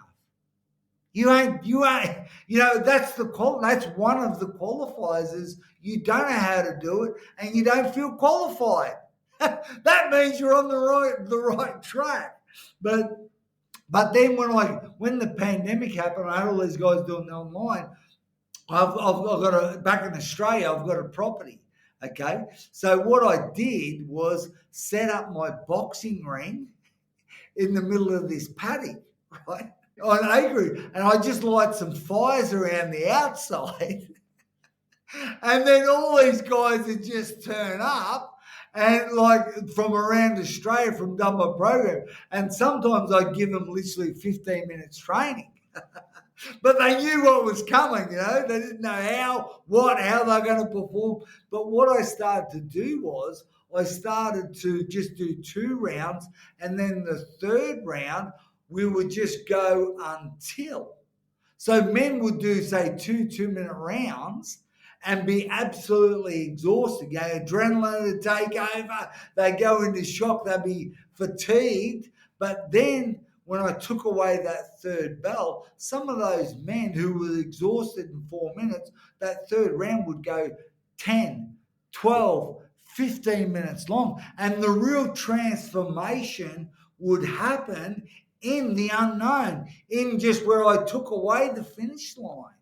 And literally, I would actually, my dad is absolutely amazing. He become like over the years, the referee to almost kind of make sure no one would, no one would sort of get seriously hurt.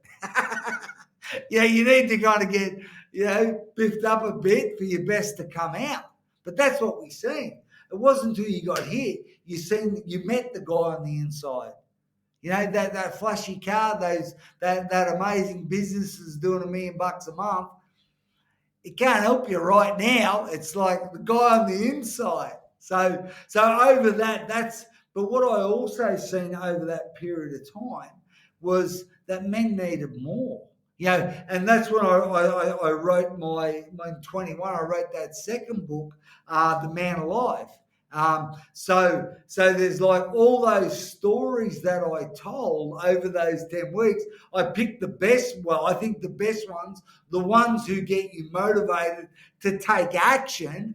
I put them over 21 days with actions. So literally, mate, men actually come alive, which hence, we've turned into the Man Alive experience, which is the 12-month program. Like I've literally had, even since I've been here in the Mediterranean, man, I've had men fly up to 36 hours to come here and do like an initiation type of event.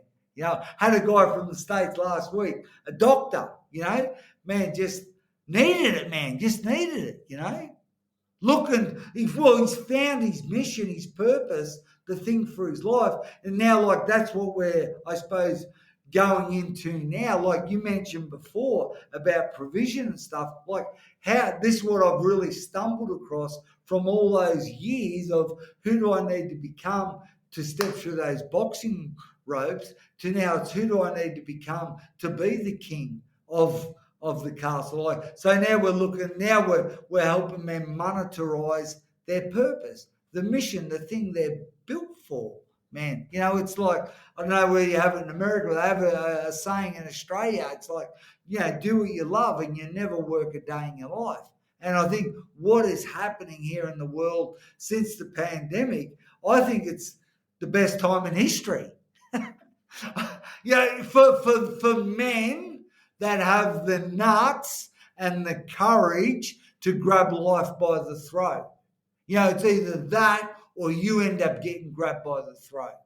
And I think when we talk about being a warrior, I've got, like I said, 7 kids. I've got two sons and 5 daughters, man. As men, we've got to show our sons and our daughters what a real man is, what a real man looks like. This is a tricky topic because again, blessed are the meek. This is important because people think meek means weak. It does not. It means the warrior who knows how to use his sword, but also knows when to use his sword. And there's an element of, I understand the expression, like grab the world by the throat, but I think it's more of be the man who can stop others from grabbing people by the fucking throat. Like, be the man who's like, no, I will do the right thing, not who is right, but what is right. And I have a code that I live by to make it so that I can look in the face of something that is disagreeable and remain stoic. I hear you and I can be empathetic to your plight, but I don't agree with you. And thus I'm not going to do anything that I don't agree to. I can be nonconformist. And in the face of today's courage, people think that the opposite of courage would be cowardice. Like, he's going to run away. He's going to run away. The opposite today, in today's society, of courage is conformity. That's It's right. just go along with what everybody else tells you to do and never go against the grain a single day in your life. And so I think it's important that as leaders that we're clear on, what do I mean by take the world by the throat? It doesn't mean be an aggressive asshole, because that's the misconception of men. I think it's different to go like, no, I stand for what is right and I do the right thing, even in the face of the judgments, criticisms, blame, and shame of those around me who think I should be less than I can be. And that's something important for us to say. What do you mean by take the world by the throat? It means I stand for something good so I don't fall for something stupid. That's right. And I think that's the element of like, there has to be clarity, because remember, the untrained men will hear what you say and go, I'm gonna go grab shit by the throat, and go, no, he didn't mean go grab. He meant have the courage to go for what you believe in, have the courage to stand up for something that that would make a difference in this fucking world, instead of stay in the background in your mother's basement leveling up your Call of Duty fucking levels, or getting your MMO system, like your World of Warcraft character, into the highest level guild. Like, slow the fuck down. You're missing life, man. You're missing the minutes. And I just want to make sure that you and I don't ever get misinterpreted by people who are untrained, who go like, I gotta go grab things by the throat. That's a real man. You're like, hold on. No, real man will probably stop people from grabbing someone by the throat. The strong man would stop the man who wants to go grab everyone's throat. And this is where the strength that comes from the meekness of a strong man is where, here's a cool thing that I noticed for this, because my nice guys and my bad boys, you and I came from the bad boy circle, but my nice guys really are struggling today. And this is the feminine element of men. The nice guys, who are actually villains, by the way. This is why ladies, don't feel bad that you're not attracted to the nice guy, because nice guys are not good men. But there's an element of, there's a reason why there's an attraction to bad boys, is because they are defiant, because they are nonconformist, because we will fight and protect, because we will be difficult to control. Those are attractive traits of a male. Problem is they have terrible intentions and do it for all the fucking wrong reasons. And it's really shitty things they end up doing with these behaviors, but the behaviors are better. But the intentions are terrible. Now, my nice guys have wonderful intentions. I just want to help, and I want to be nice, and I want to be loved, and I want all the good things. But the way they do it is slimy and manipulative and lying and sneaky and covert contracts and whiny. Well, you're not giving me what I want, and like it turns into this boy mentality instead of man mentality. And what I found is, you take the behaviors of the bad boy, and you take the intentions of the nice guy, and you put those together, get rid of the bullshit versions of stuff, and now you have a good man. A Yeah. guy who will do what you said in a way that is balanced is like, well, I'm going to be disagreeable, but I can also be empathetic. Yeah. You Yeah. know, I'm going to be confrontational, but I'm also going to be compassionate. Yeah. You know, I'm going to tell you no, but not because I want to hurt you, but because I'm looking out for you and I can see how that is. I'm not Yeah. going to join you at the level of screaming back and forth because No. my strength doesn't require me to flex on you to know that I can do something about this. Yeah. And my stoicism and my calmness in here should be concerning to you Yeah. because other people would get reactive and I'm responding the way I mean to. Yeah. And now you see safety and security starts to come around a man who doesn't have to freak the fuck out and beat everybody up because somebody looked at me the wrong way today. Yeah. It's like, I know what I'm capable of. Yeah. And that's why I can stay calm because I know the difference between a disagreement and danger. Yes. That's right. And so that's where I like us to be very clear because I think it's Yeah. very easy for somebody who is Is that untrained, right? Yeah. doesn't understand the language that you're using, can easily be misinterpreted as Gavin said to grab people by the throat. He's like, no, he didn't. It's an expression that means something much stronger than that. Yeah. And Yeah. so Yeah. being able to be clear, I just want to make sure that like That's we good, don't mate. get But, mixed up. but all of us, of every man that I've come across, even the nice guys, the not so nice, all everything. If we can connect with that dream and purpose that's in us, we can all develop that grunt. And that's why I said to you before about how I would start those big events. Is I would get all the lights turned off and then spotlight on me on the stage, and I would get everyone to be quiet, like tap their shoulder next to the person, shh, shh, shh, and everyone would and then I would say, and this is what I do. Even one of the things we've been doing is the Become a Better Man challenge, 5-day challenge that we do. And one of the things, like it's almost like if I just get 5 hours, like an hour a day, 5 days, I just want to get one thing through. And this what is to really locate an oath, an agreement, that's attached to your dream. And this is what I used to start with that program. I'd get up and say, "My name's Gavin Topp, and I have a dream. My dream is that every male would know there is a masculine journey to be taken, that every male would pass the test of manhood so he would know that he is enough, that every wife would feel the unconditional love of a husband, every daughter would know what a real man looks like, and every child would feel the love of a father. My dream is that every male would live a life of adventure that would inspire those around him, that every man would have the courage to fight for what is right and what is just, that every man would know his purpose is to raise other men up." And that's my dream for you. I'd say that's my dream for these listeners. That's my dream for the city you live in, the country. That's my dream, for men. It's a That good dream. and like blokes like you, Rick, mate, you're just an absolute champion, mate. I'm in love with you. You're amazing, man, love, mate, because you're doing my dream. Well, we're Like I'm connected. saying. Yeah, we're connected. We're doing it right now together too. It's because I know a lot of guys listening to what we're doing right now, and like they're legendary to even be at this level in the conversation because we're hours into it. We're a couple hours in, and so like it's guys who have gotten this far. They've already learned so much and taken so much from just brother to brother conversation. That's a powerful dream. And that's one of the things. But I believe I've seen. It's not even believe. I know it's a fact. If you ask the right questions, you tell the right stories. Every man's got a dream. Not like me, but the one they're meant to have. But it takes courage to actually be real, be honest, be authentic. Not with anyone else, with yourself. That's what I want. When it's all said and done, man, that's what I want. I'm going to give you a testament to what you just said. There's some powerful things that I have found and something to add to the strength of your dream right now. And this is something that I found with everybody who's ever found that purpose, everybody who's done the journey and they figured out what the fuck I'm supposed to be doing.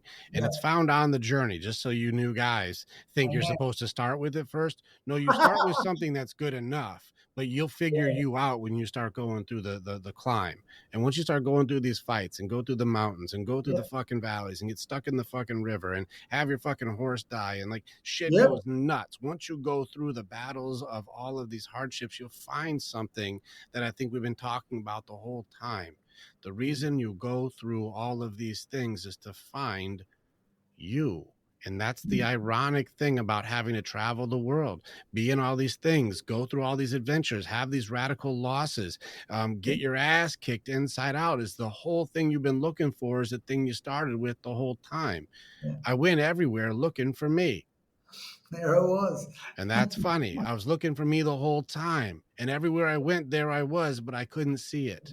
Yeah, And that's the yeah, irony to our adventure of calling to our purpose. And the thing I found for every man that's found their purpose is that God does not ask easy things. Everybody who I've ever found really found their purpose. It's like, man. that's a big fucking mountain, man. And Yeah, you're like every guy I've ever met who's like, I found what I'm supposed to do.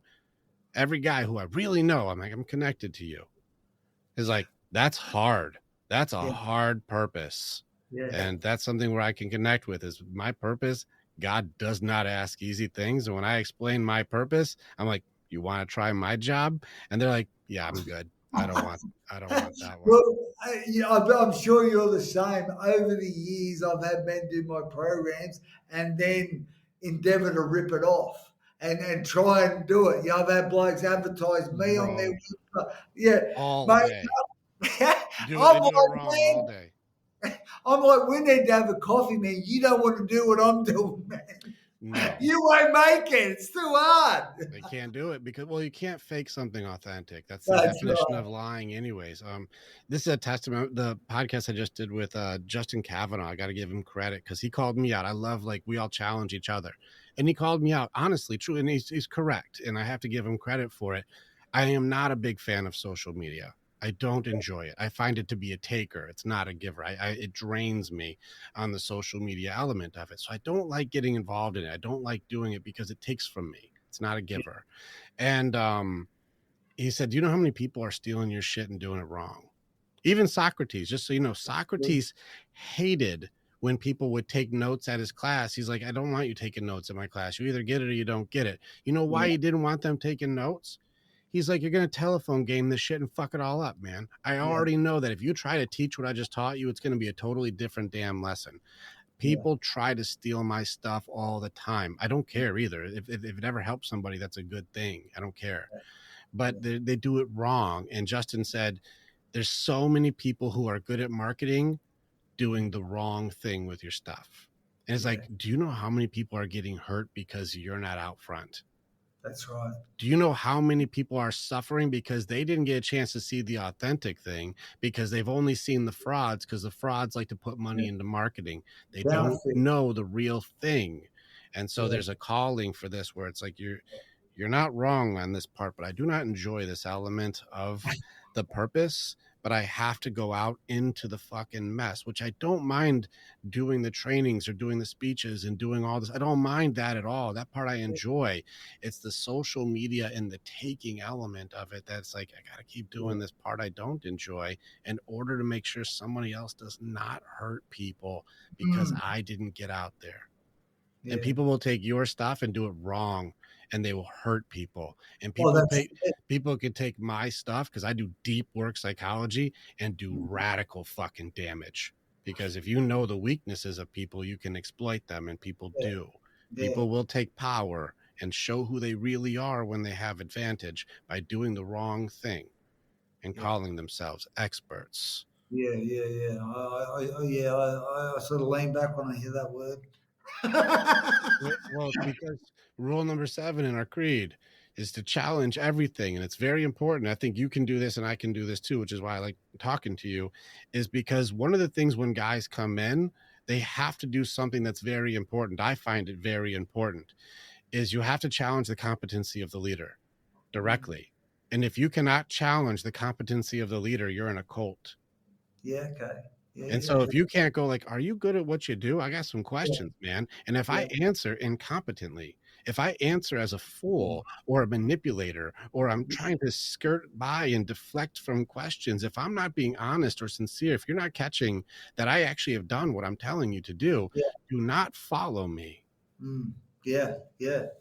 Oh, 100%. I totally get it. I totally get it, man. There's nothing worse. I mean, I'm sure you didn't arrive at that place because you had great leaders the whole way.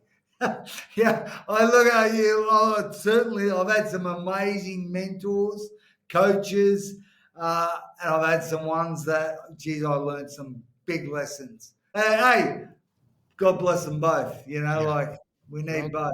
all We doing their need both. best. Yeah, yeah. But Yeah. but one of the things I like for men that even you said something there about how did you put it? It was brilliant. But just it got me thinking and reminded like you have that dream, that true north.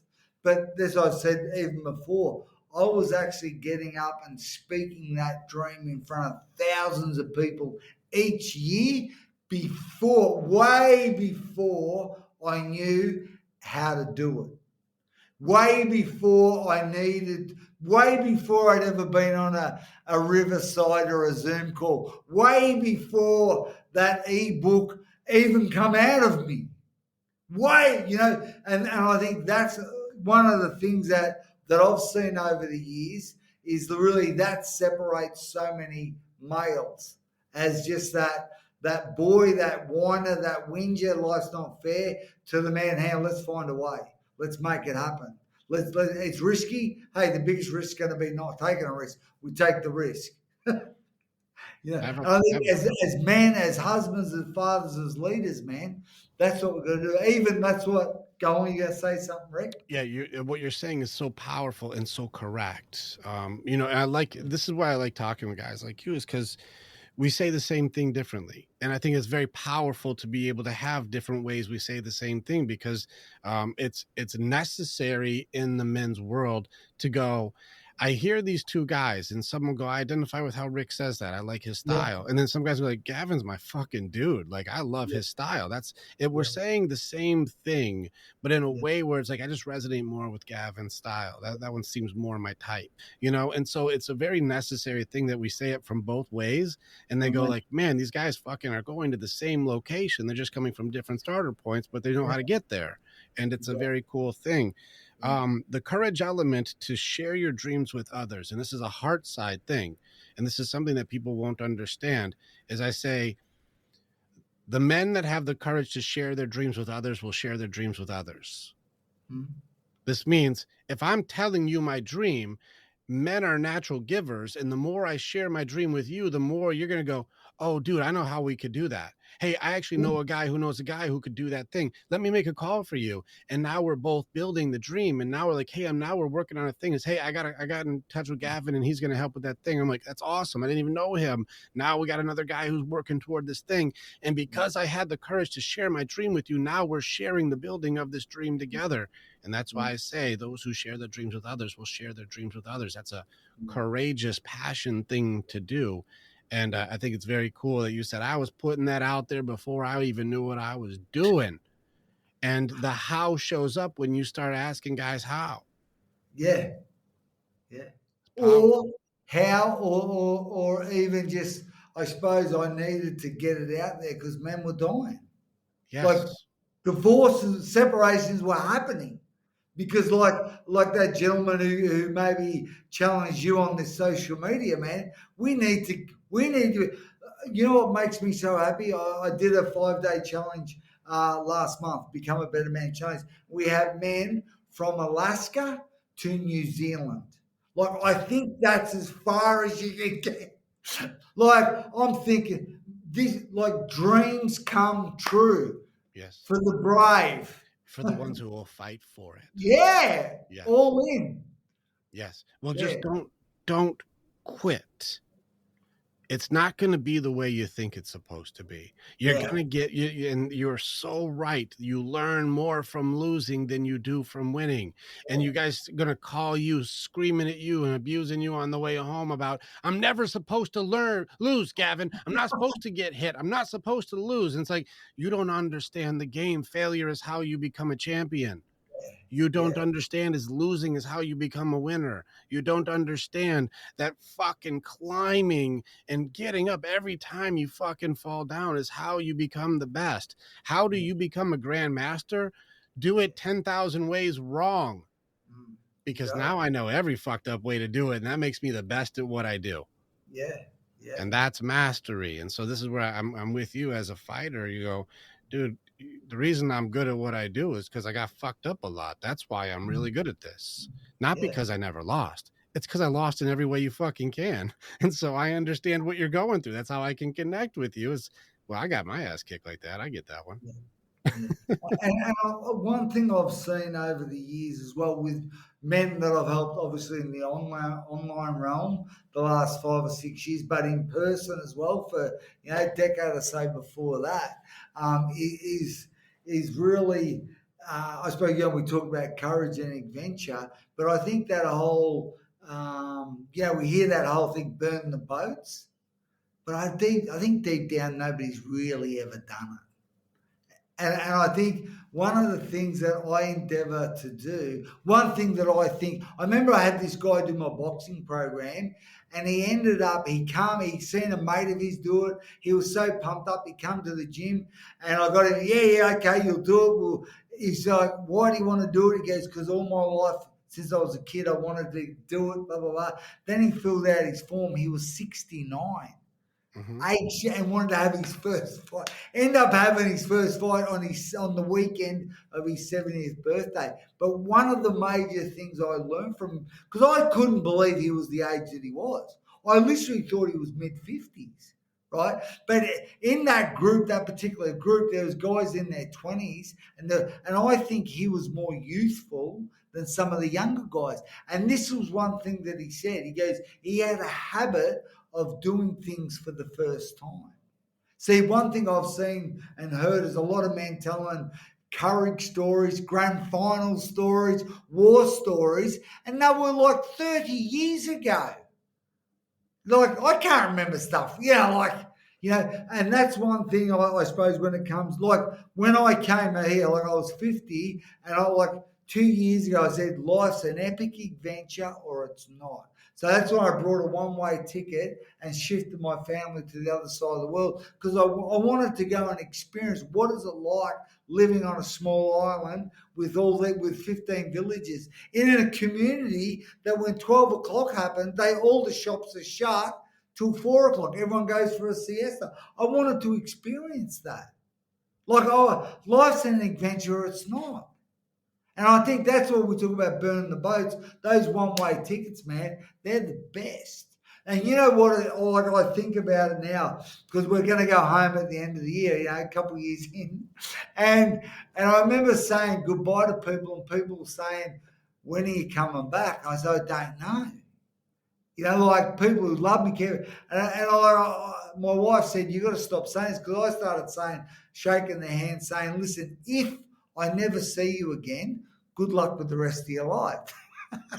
Like, I don't know, like, I'm on an adventure here, But I think for a lot of us, we just get in a rut without even realizing it. I think it's very healthy for us to change seasons. What I've seen in changing cultures, and I've been in multiple cultures, being here in Europe, it's been extraordinary in the development of, this is one thing when I talk about burning the boats.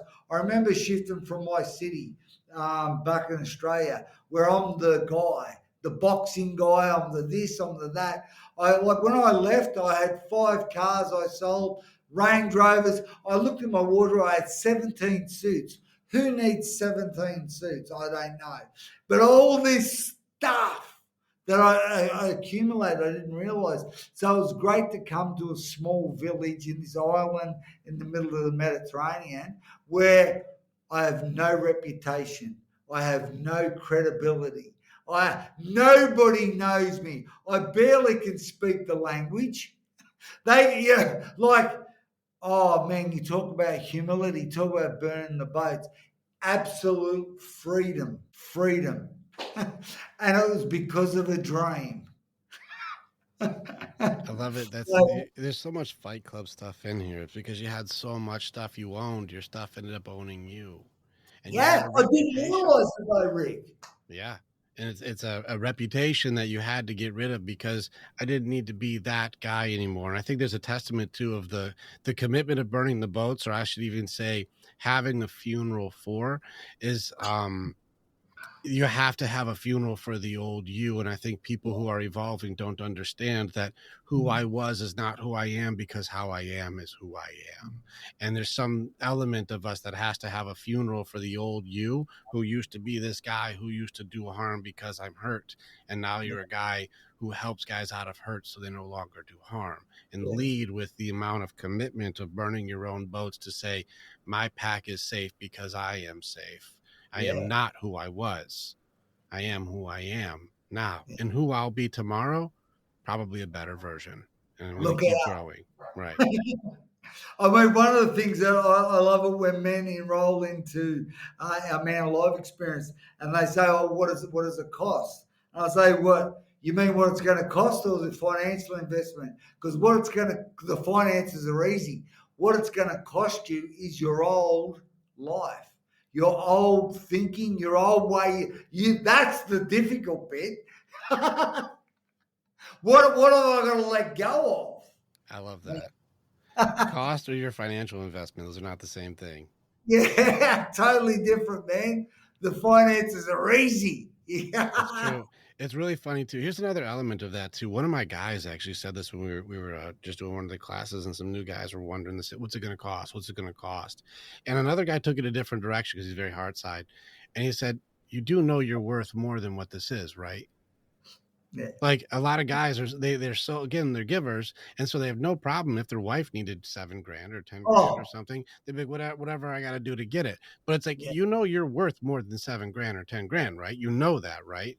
He's yeah. like, you know that you are worth more than that. Right. You That's know right. that, right? Yeah, And they do not know that.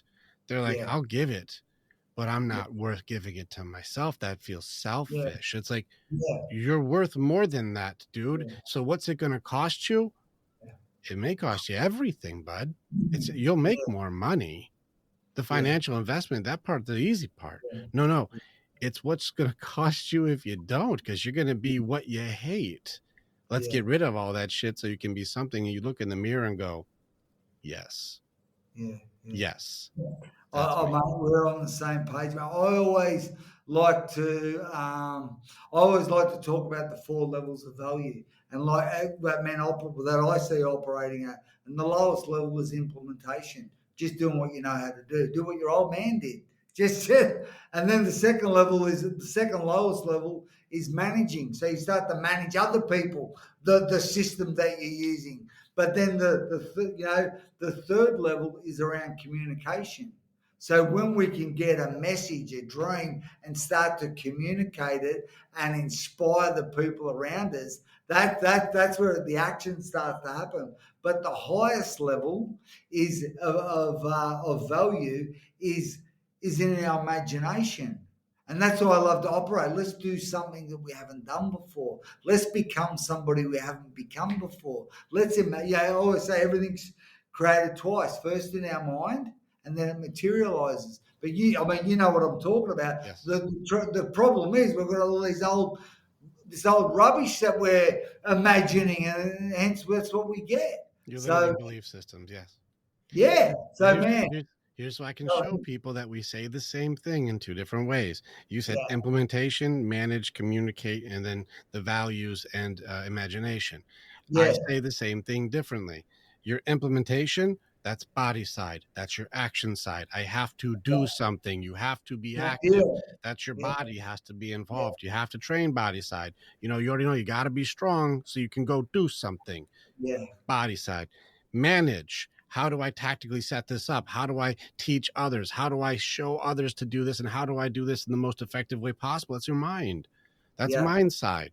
So you have to have body, you have to have mind. Then you have communication. Communication is for connection. Connection yeah, is going to be the emotional passion you have behind why you and I are doing this together. And are yeah, you able to share that with others? That's your heart side. You got to get your heart involved in this thing. And then you got the value and the imagination of your dreams and your purpose. And how do I convey the thing that I know that I could be and what I'm built to do in this universe? And that is your spirit side. That's who you are. That's your character. That's your direction. That's your purpose. And so we say the same thing. I just say mind, heart, body, spirit. So good. Yeah. That's all. I think it's great. Even when we were talking earlier, we're talking about, because one of the things that I always like to teach, even in our 5-day challenge, is about you either compete or you create. And I learned that particularly at the end of my boxing when I started, I suppose, develop myself, because I never felt like I was trying to beat anyone up or somebody had to lose. But I always felt like when I got into the development, once I sort of recognized that fear was driving me, I just wanted to create something, either in me or out. I wanted to create. I never wanted to compete. That's why there is no competition for Rick. One of a kind, extraordinarily built, amazing, a miracle. There's one Gavin, that's it, done. I think that's when men get that there is no competition, we just either compete or create, it's much better to create. It is. I love this. So here's a fun thing I do. This is why I'm doing this on purpose, because it's really fun, because I want the guys out there to see that the trained and untrained versions of things will find the same conclusion from different points of view. And it's important to understand the value in this. So this is where I do the same thing. What is this? You know, does this? Hammer. It's a hammer. This is a hammer. Now, what's a hammer for? I'm just thinking, what do you got one at your desk for? Oh, dude, you're a handyman. I got tons of tools and shit sitting at my desk. I got 100 things I can teach you right now. I got a whole gag thing over here. All right, so what's a hammer for? What's it do? Yeah, hit nails. For hitting nails. I can build with it, right? It can build. Yeah. But can it do demolition? Yeah. So I can do demolition with this, or I could build with this, right? Yeah. Yeah. Which one is harder, demolition or construction? Well, I'll give you an example. Probably to build something.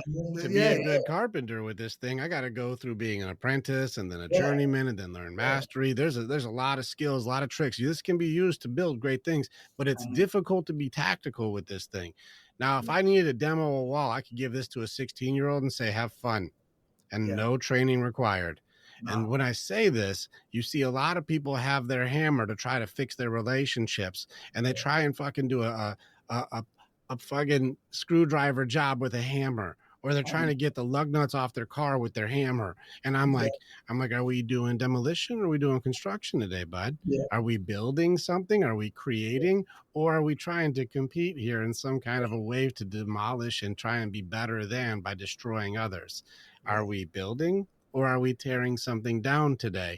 Because tearing things down, well, that doesn't require any training. Any goofball off the street can do that. But to really build something requires training. And I say there's only two kinds of men then, trained or untrained. You either know how to do it or you don't. Yeah. And so let's teach you how to do it. And so I'm doing these things to show the parallels in the way that we're teaching the same thing in a different way, because great leaders and men who have been through it find the same destination, but we just have to take different roads to get to the same place. But we all end up at the same table going, tell me about your adventure, because the only way you got to this table is you went on the adventure. Yeah, man, you made it. You made it. How the heck did you make it? Like, let me tell you. And then you don't want to go the way I just come. It's like, you want to hear this shit show? Okay, I got you. Oh, love it. And so it's fantastic. Gavin Topp, it's such a pleasure, man. I appreciate the time that we got to have today. Yeah. And again, I want guys to be able to see this is just what it looks like, and this is the healthy version of men building men working with men. We both have our own organizations, and we both train in our own way. And I want people to be able to say, I fucking like this guy. Gavin's my dude. I love this guy. How do they get to you? Because I want to come out and do this. I want to see some more. I want to go and do one of these trainings with Gavin. Where should they go? GavinTopp.com. That's probably easy. I mean, we've got two P's. GavinTopp.com. And we've got ebooks, programs, events. Man, but the biggest thing is if I could say, man, hey, you can do it. Just keep turning up. You'll find a way. You'll find a way. Bless you, Rick. God bless you, mate. Absolute pleasure, mate. I can't wait to give you a flipping handshake and a hug, buddy. You got it. I got a big ass hug waiting for you, bro. Sounds awesome. Man. Gavin, thank you so much for being on here. And everybody go check out Gavin Topp. And man, what an honor. Way to get in the fray and be on the front lines. Good shit, man. Amen. Ciao. All right, guys. Looks like we're doing a PS statement here. So, hey, PS, what we meant to say at the end there was, what you got an affiliate program? What's the affiliate program you got? Oh, well, the affiliate program is, well, mate, maybe I was thinking for you so that you can get in, like with our Become a Better Man challenge, 5-day challenge, an hour a day. So when you become an affiliate, you get 50% of the money. Basically, we go partners. So we can get more people to team up. $99. We can do more team ups to help more people.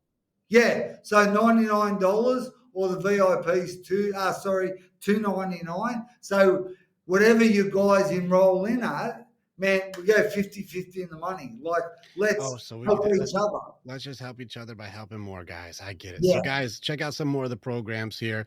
It's just an opportunity for us to help you to help us. I see what you're doing. It's a very smart idea. Let's just help more guys out. Absolutely, man.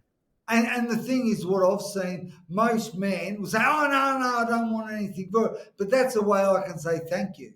Yeah. You know, that's the way. Hey, take the money, whatever, go and spend it on your kids, whatever, you know? It sounds good. And that means there's a lot of excuses that get eliminated by having that type of system. It's very wise.